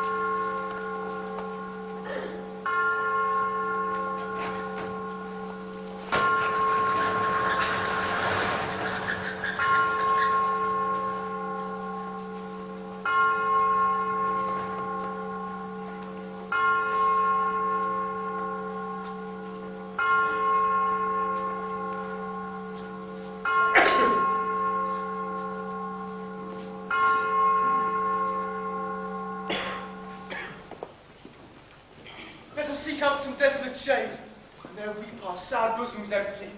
Let us rather hold fast the mortal sword, and like good men, bestride our downfall and burden. Each new morn, new widows howl, new orphans cry, new sorrows strike heaven on the face, that it resounds, as if it felt with Scotland, and yells out like a syllable of dire. What I believe our way, what no belief, and what I can address. As I shall find the time to friend, I will. What you have spoken, it may be so perchance that this tyrant, whose sole name blisters our tongues, was once thought honest. You have loved him well. He hath not touched you, yet. But something you may deserve him, through me, and wisdom to offer up a weak, poor, innocent lamb to appease an angry god. I am not treacherous. But Macbeth is. A good and virtuous nature may recoil in an imperial charge. But I shall crave your pardon. That which you are, my thoughts cannot transpose. Angels are bright, yet still the brightest fair. Though all things foul should wear the brow of grace, yet grace must still look so. I have lost my hopes. Perchance even there where I could find my doubts. Why in that rawness left you wife and child? Most precious motives, strong knots of love without leave-taking? I pray you, let not my jealousies be your dishonours, but mine own safeties. You may be rightly just, whatever I shall think. Bleed, bleed, poor country. Great tyranny, lay thou thy baseness short, for goodness dares not check thee. Wear thou thy wrongs, the title is a fiend. Fare thee well, Lord. I would not be the villain that thou thinkest for the whole space that's in the tyrant's grasp, and the riches to boot. Be not offended. I speak not in absolute fear of you. I think it is our country that sinks beneath the yoke. It weeps, it bleeds, and every new day a gash is added to her wounds. I think withal there will be hands uplifted in my right, and here from gracious England have I offer of goodly thousands. But for all this, when I shall tread upon the tyrant's head or wear it on my sword, our poor country will have more vices than it had before, more suffer, and more sundry ways than ever, by him that should succeed. What should he be? It is myself, I mean, in whom I know all particulars of vice so grafted, that when they shall be opened, black Macbeth will seem as pure as snow, and the poor state esteem him as a lamb, being compared to my confinedest harms. Not in the legions of horrid hell can come a devil more damned in evils to top Macbeth. I grant him bloody, luxurious, avaricious, false, deceitful, sudden, malicious, smacking of every sin that has a name. There's no bottom, none, in my voluptuousness. Your wives, your daughters, your matrons, and your maids could not fill up the cistern of my lust and my desire. All continent impediments should all bear that did oppose my will. Better Macbeth than such a one to reign. Boundless intemperance in nature is a tyranny. It hath been the untimely emptying of the happy throne and fall of many kings. But fear not yet to take upon you what is yours. You may convey your pleasures in a spacious plenty, and yet seem cold. The time you may so hoodwink. We have willing dames enough. Oh, there cannot be that vulture in you to devour so many as will to greatness dedicate themselves, finding it so inclined. But this dead rose in my most ill-composed affections, such as staunchless avarice. Were I king, I would cut off the nobles from their lands, desire his jewels in this other's house, and my more having be as a source to make me hunger more, that I should forge quarrels unjust against the grim law, destroying them for wealth. This avarice sticks deeper, grows with more pernicious root than summer seeming lust. It hath been the sword of our slain kings. Yet fear not. Scotland hath poisons to fill up your will of your mere own. All these are portable with other graces ways. But I have none, the king becoming graces, as justice, verity, temperance, stableness, bounty, perseverance, mercy, lowliness, devotion, patience, courage, fortitude. I have no relish of them, but abound in the division of each separate crime, acting it in many ways. Nay, had I power, I would pour the sweet milk of concord into hell, uproar the universal peace, confound all unity on earth! Ah, Scotland. Scotland. If such a one be fit to govern and speak, I am as I have spoken. Fit to govern? No, not to live. Ah, nation miserable, with an untitled tyrant bloody sceptre. When shalt thou see thy wholesome days again, since that the truest issue of thy throne by his own interdiction stands accused and does blaspheme his breed? Thy royal father was a most sainted king. The queen that bore thee, oftener upon her knees than on her feet, died every day she lived. Fare thee well. These evils thou repeatest upon thyself hath banished me from Scotland. Oh, my breast, thy hope ends here. Macduff.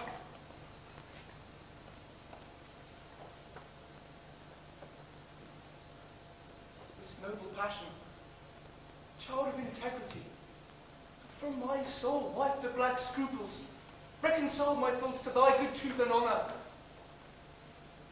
Devilish Macbeth, by many of these trains hath sought to win me into his power, and modest wisdom plucks me from over-credulous haste. But God above deals between thee and me. For even now I did put myself to thy direction, and unspeak mine own detraction.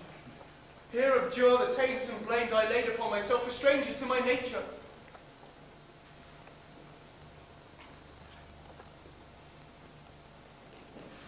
I am yet unknown to woman, never was forsworn.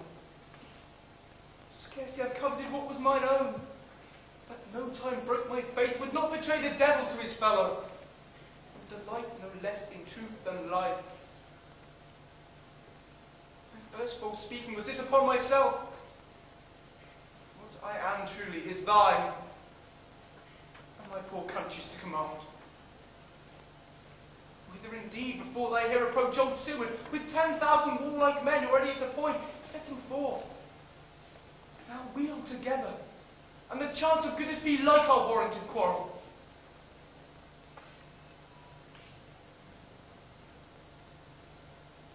Why are you silent? Such welcome and unwelcome things at once. 'Tis hard to reconcile.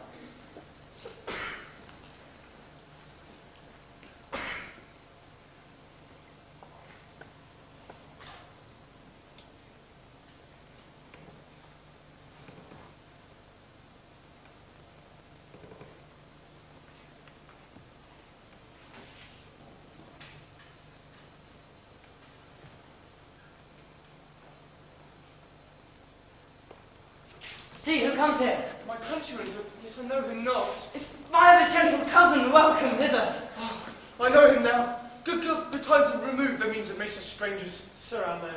Stand Scotland where it did. Alas, poor country. Almost afraid to know itself.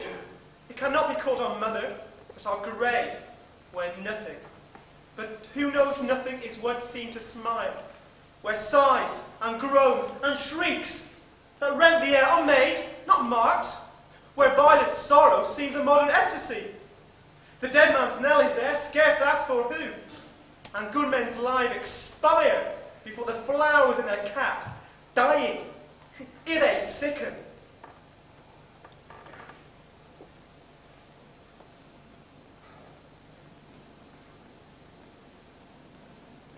How does my wife?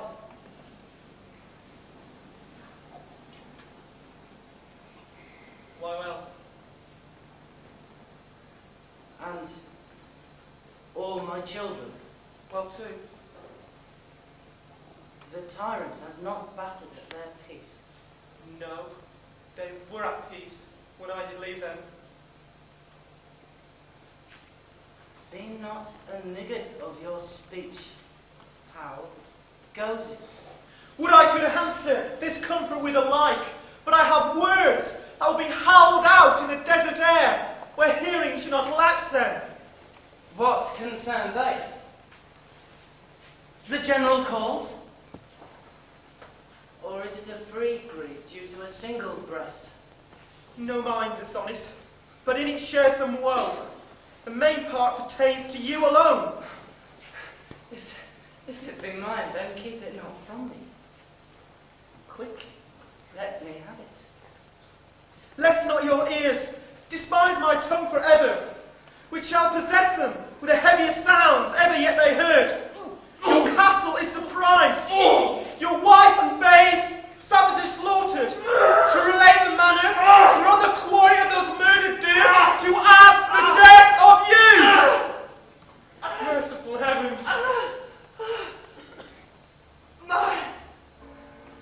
My children too. Wife, children, servants, all that can be found. And I must be from thence.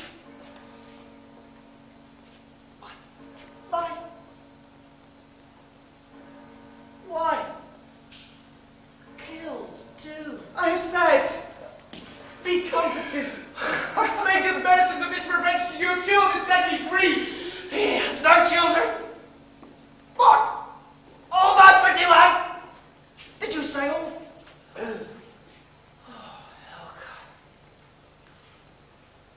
All. What? All my pretty chickens and their dam at one fell swoop. Disputed like a man. I shall do so. But I must also feel it like a man. I cannot but remember such things that were most precious to me.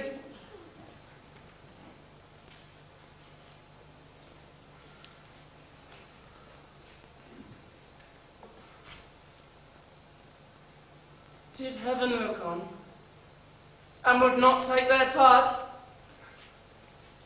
Sinful MacDuff, they were all struck for thee.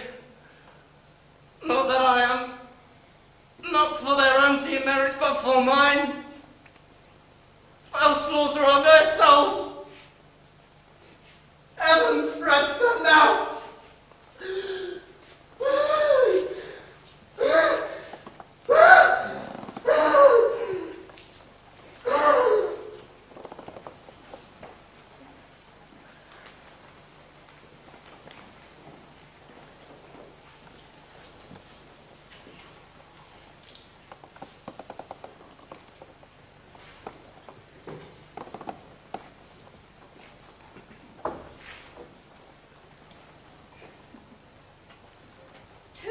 I have watched with you, yet can perceive no truth in your report.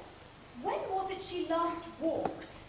Since His Majesty went into the field, I have seen her rise from her bed, throw her nightgown upon her, unlock her closet, take forth paper, fold it, write upon it, read it, afterwards see it.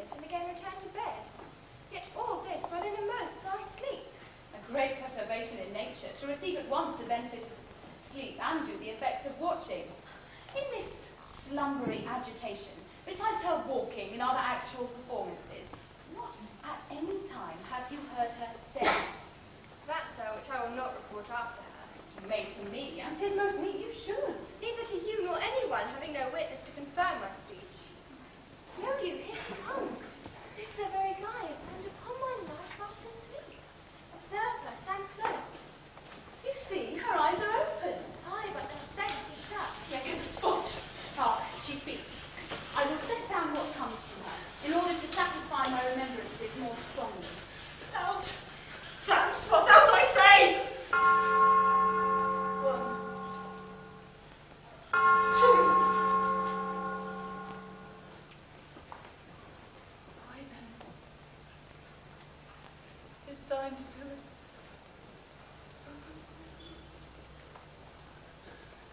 Hell is murky. Fie, my lord, fie. A soldier and a bit.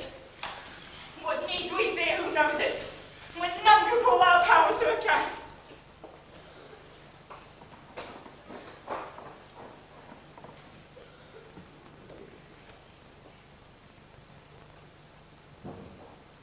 Yet who would have thought? The old man has so much. Do you mark that?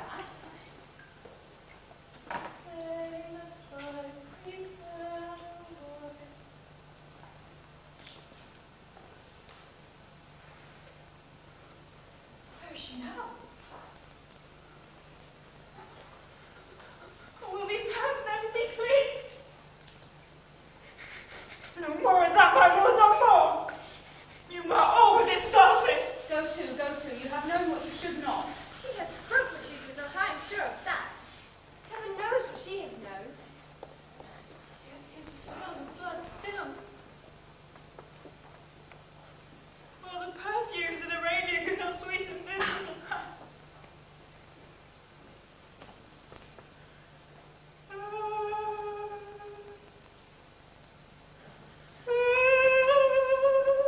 What a sigh is there. The heart is sorely charged. I would not have such a heart in my bosom for the dignity of the whole body. Well. Pray God it be so. This disease is beyond my practice. Yet I have known those which have walked in their sleep who have died holily in their bed. Wash your hands. Put on your nightgown. Look not so pale. For I tell you once again, Banquo's buried. He cannot come out on his grave. Even so. To bed. To bed. There's a knocking at the gate. Come. Come. Give me your hand.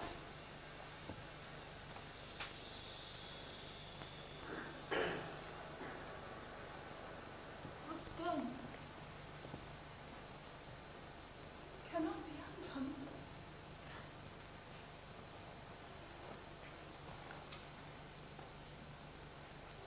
To bed. To bed. To bed. Will she go now to bed? Directly. Foul whisperings are abroad. Unnatural deeds do breed unnatural troubles. Infected minds to their deaf billows will discharge their secrets. Nor need she the divine than the physician. God forgive us all. Look after her. Remove from her the means of all annoyance, yet still keep eyes upon her. So, good night. My mind she has mated and amazed my sight, I think, but dare not speak. Good night, Doctor.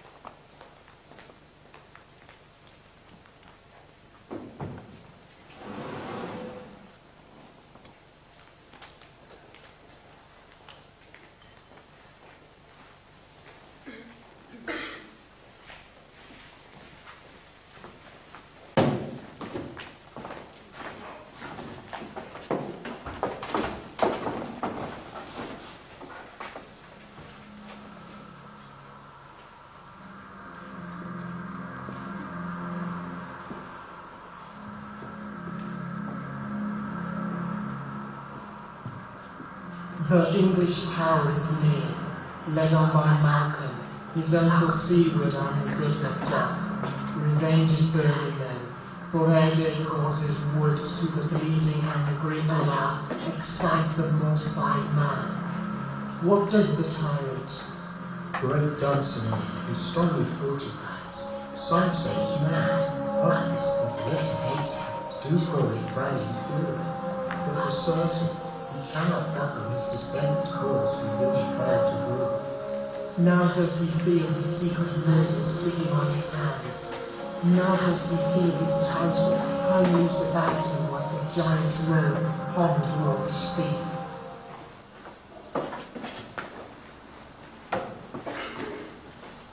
Bring me no more reports! Let them fly all! Till Burnham would come to Dunsinane, I cannot take with fear. What's the boy Malcolm? Was he not born a woman?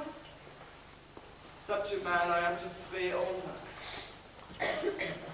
And the spirits that know all mortal consequence have pronounced me thus. Fear not, Macbeth, for no man born of woman shall ever have power upon thee. Then fly false things and mingle with the English epicures. The mind I sway by and the heart I bear can never sag with doubt nor shake with fear.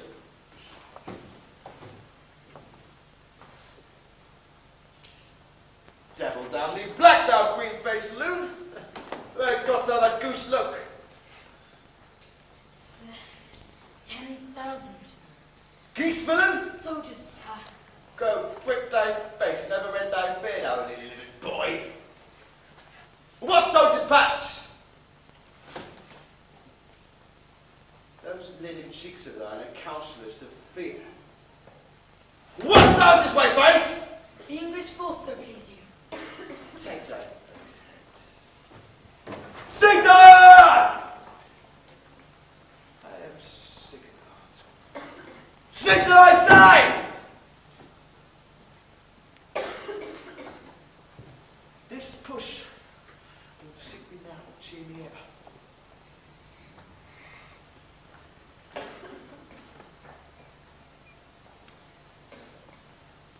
I have lived long enough.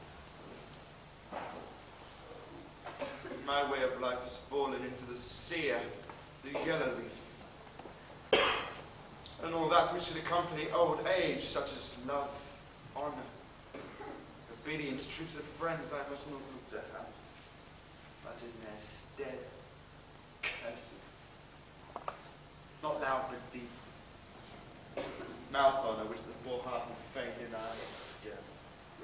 Satan! It's your gracious pleasure. What needs more? All is confirmed, my lord, as was reported. Fight from my bones, my flesh be hacked! Give me my arm. It is not needed here. Put it on! Stand out more horses, scurry the county round! Hide to talk of fear! Give me my arm, huh?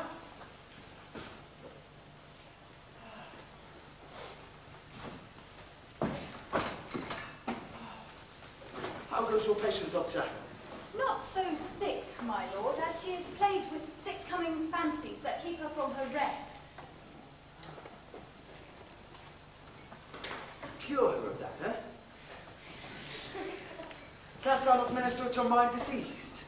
Pluck from the memory a rooted sorrow, raise out the written troubles of the brain, and with some sweet oblivious antidote, cleanse that stopped bosom of that perilous stuff which weighs upon the heart. Huh? Therein the patient must minister to himself. Stick to the docks! Or none of it!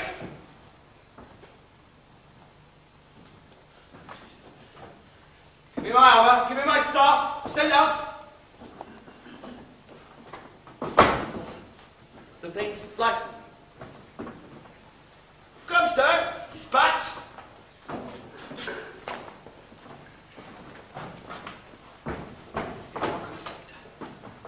Cast the water of my land. Bind her disease. Purge it to a sound of pristine health. I would applaud thee to to the very echo of the broad again. Pull it up, I say. What rhubarb, kind, what purgative drug would scour these English heads? Hearest thou of them? Aye, my good lord, your royal preparation makes us hear something. I will bring it up to me.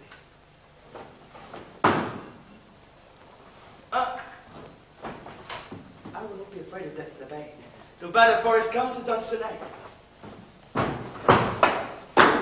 Were I away from Dunsinane and clear, profit again should hardly bring me here.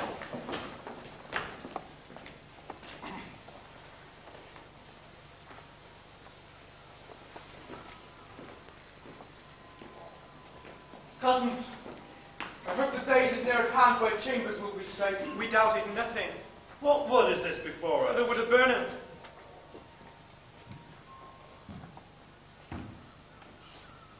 Let every soldier hew him down a bough and bear it before him. Thereby shall we shadow the numbers of our host and make discovery ere and report of us. It shall be done!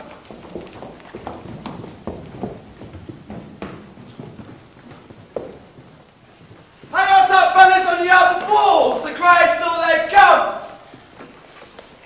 Our castle's strength will laugh to seize to scorn. Here, let them lie till famine and ague eat them up.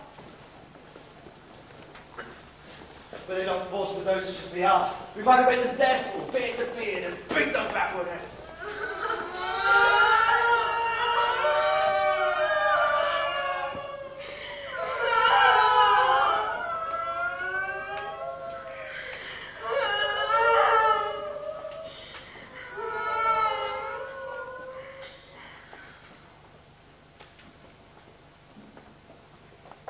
Wherefore was that cry?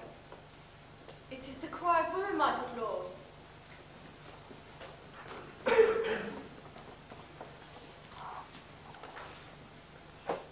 I have almost forgot the taste of fears. The time has been my senses would have cooled to hear a night shriek. But my fur of hair would let the dismal treatise rouse and stir as if life were in it.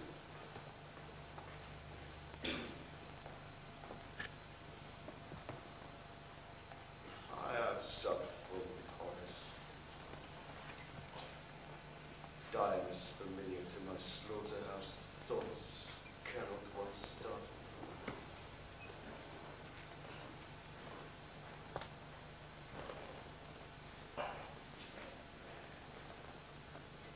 What was the noise? The queen, my lord, is dead.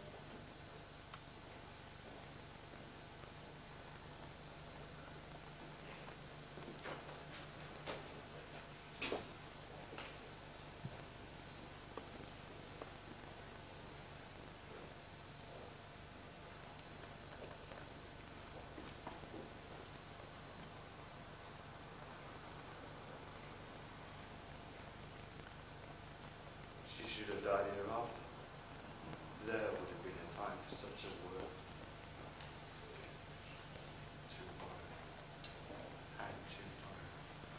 And tomorrow creeps in this petty pace from day to day. To the last syllable of recorded time.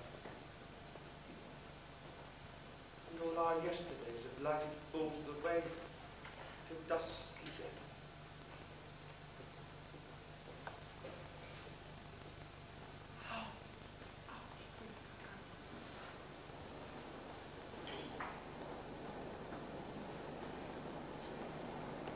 Life's but a foreplay that struts and frets an hour upon the stage and then is heard no more.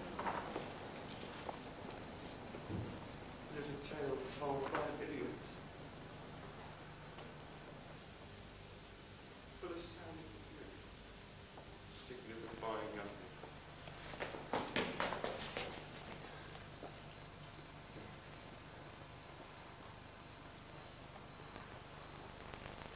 Thou comest to use thy tongue. Use it quickly. Gracious my lord, I should report the which I say I saw, but know not how to do it.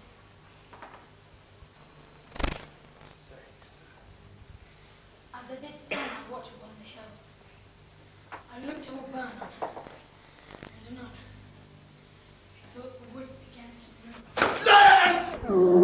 Oh, let me enjoy your wrath. If in this 3 mile lane you see it coming, I say, a moving grove. If thou speak false, upon the next tree thou shalt hang alive till famine cling thee. If thy speech be sooth, I care not if thou dost for me as much. There is no flying here, no tarrying hence.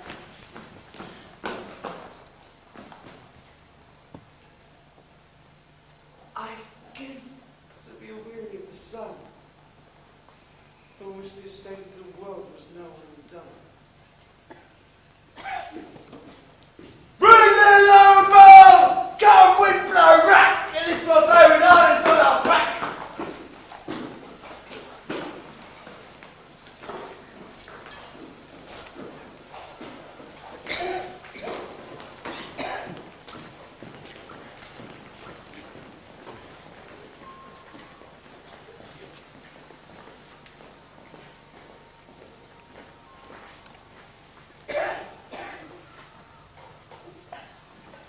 If tied me to a stake, I cannot fly. A bear like I must fight the course. What's he that was not born of woman? Such a man as me, or not?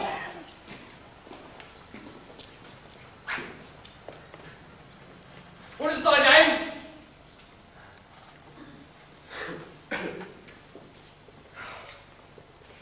Don't be afraid to hear it.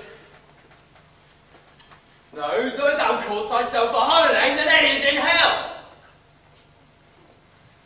My name's MacBeth.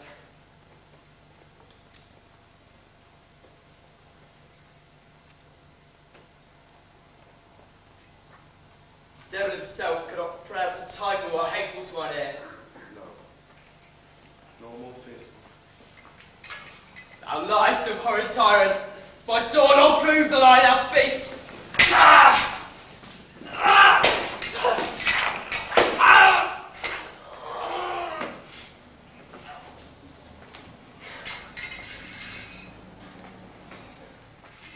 Thou wast born of woman.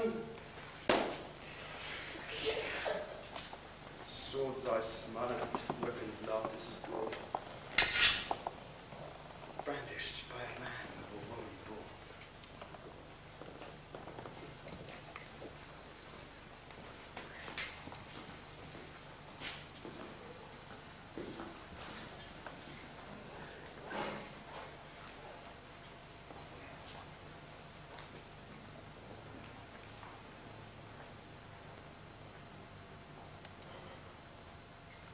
Turn, hellhound, turn. Of all men outside avoided thee. I've kept thee back! My soul is charged with blood of thine already. I have no words. My voice is in my soul, thou bloody villain. Than towns can get thee out.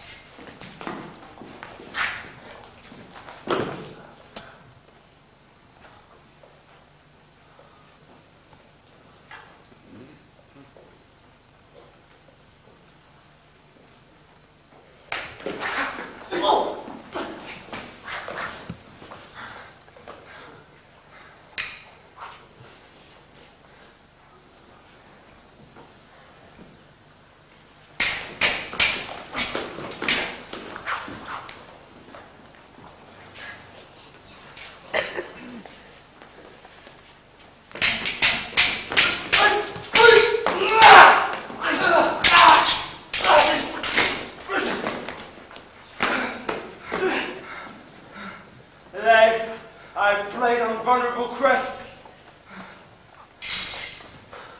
I bear the charmed life.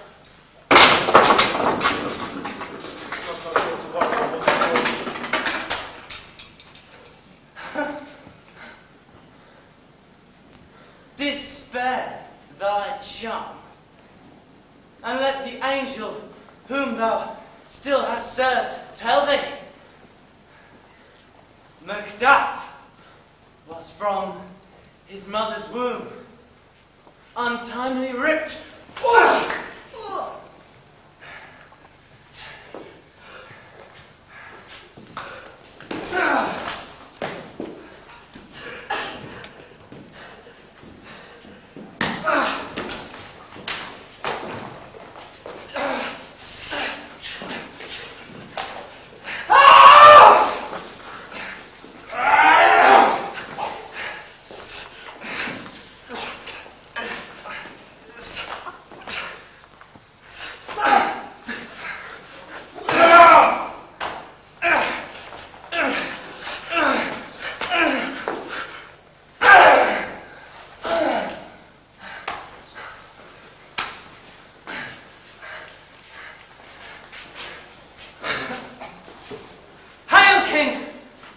For so thou art.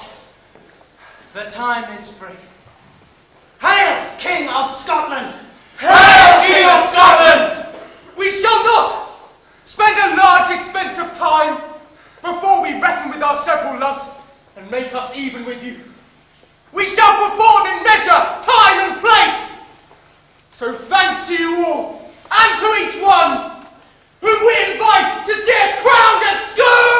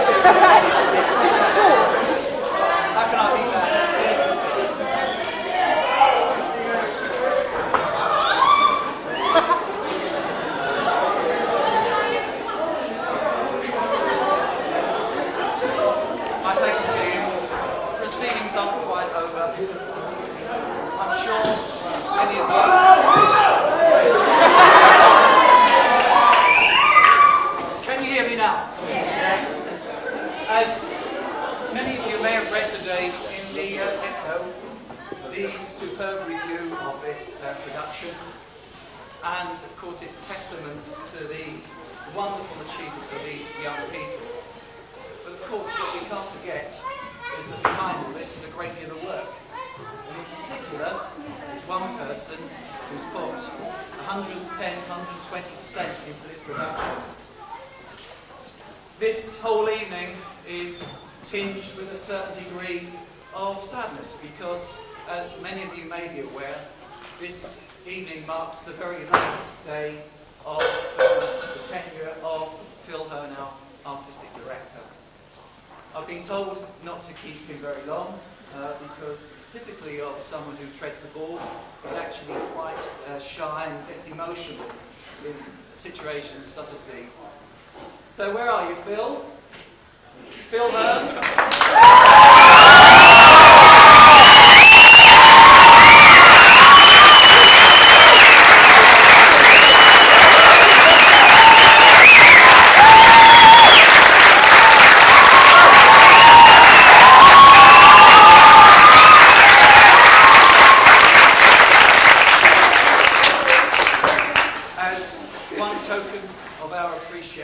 Of all the incredible work which he's done, the reputation which he brought to the theatre, and I don't mind admitting I feel just a bit emotional myself actually. Thanks very much. Thank you.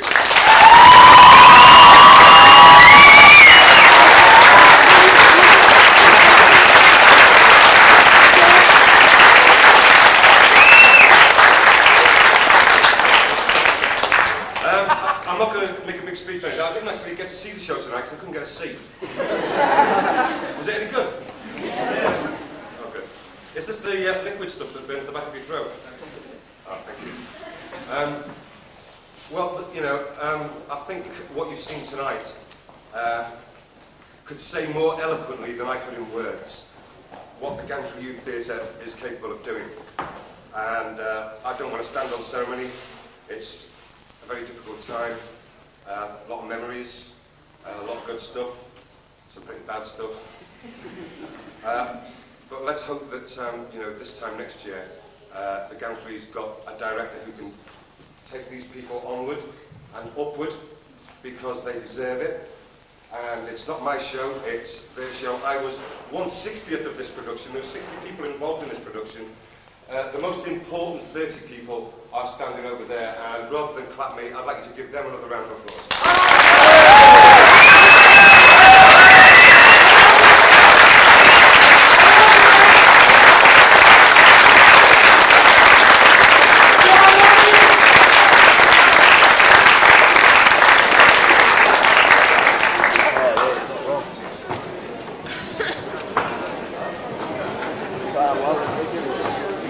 Back there.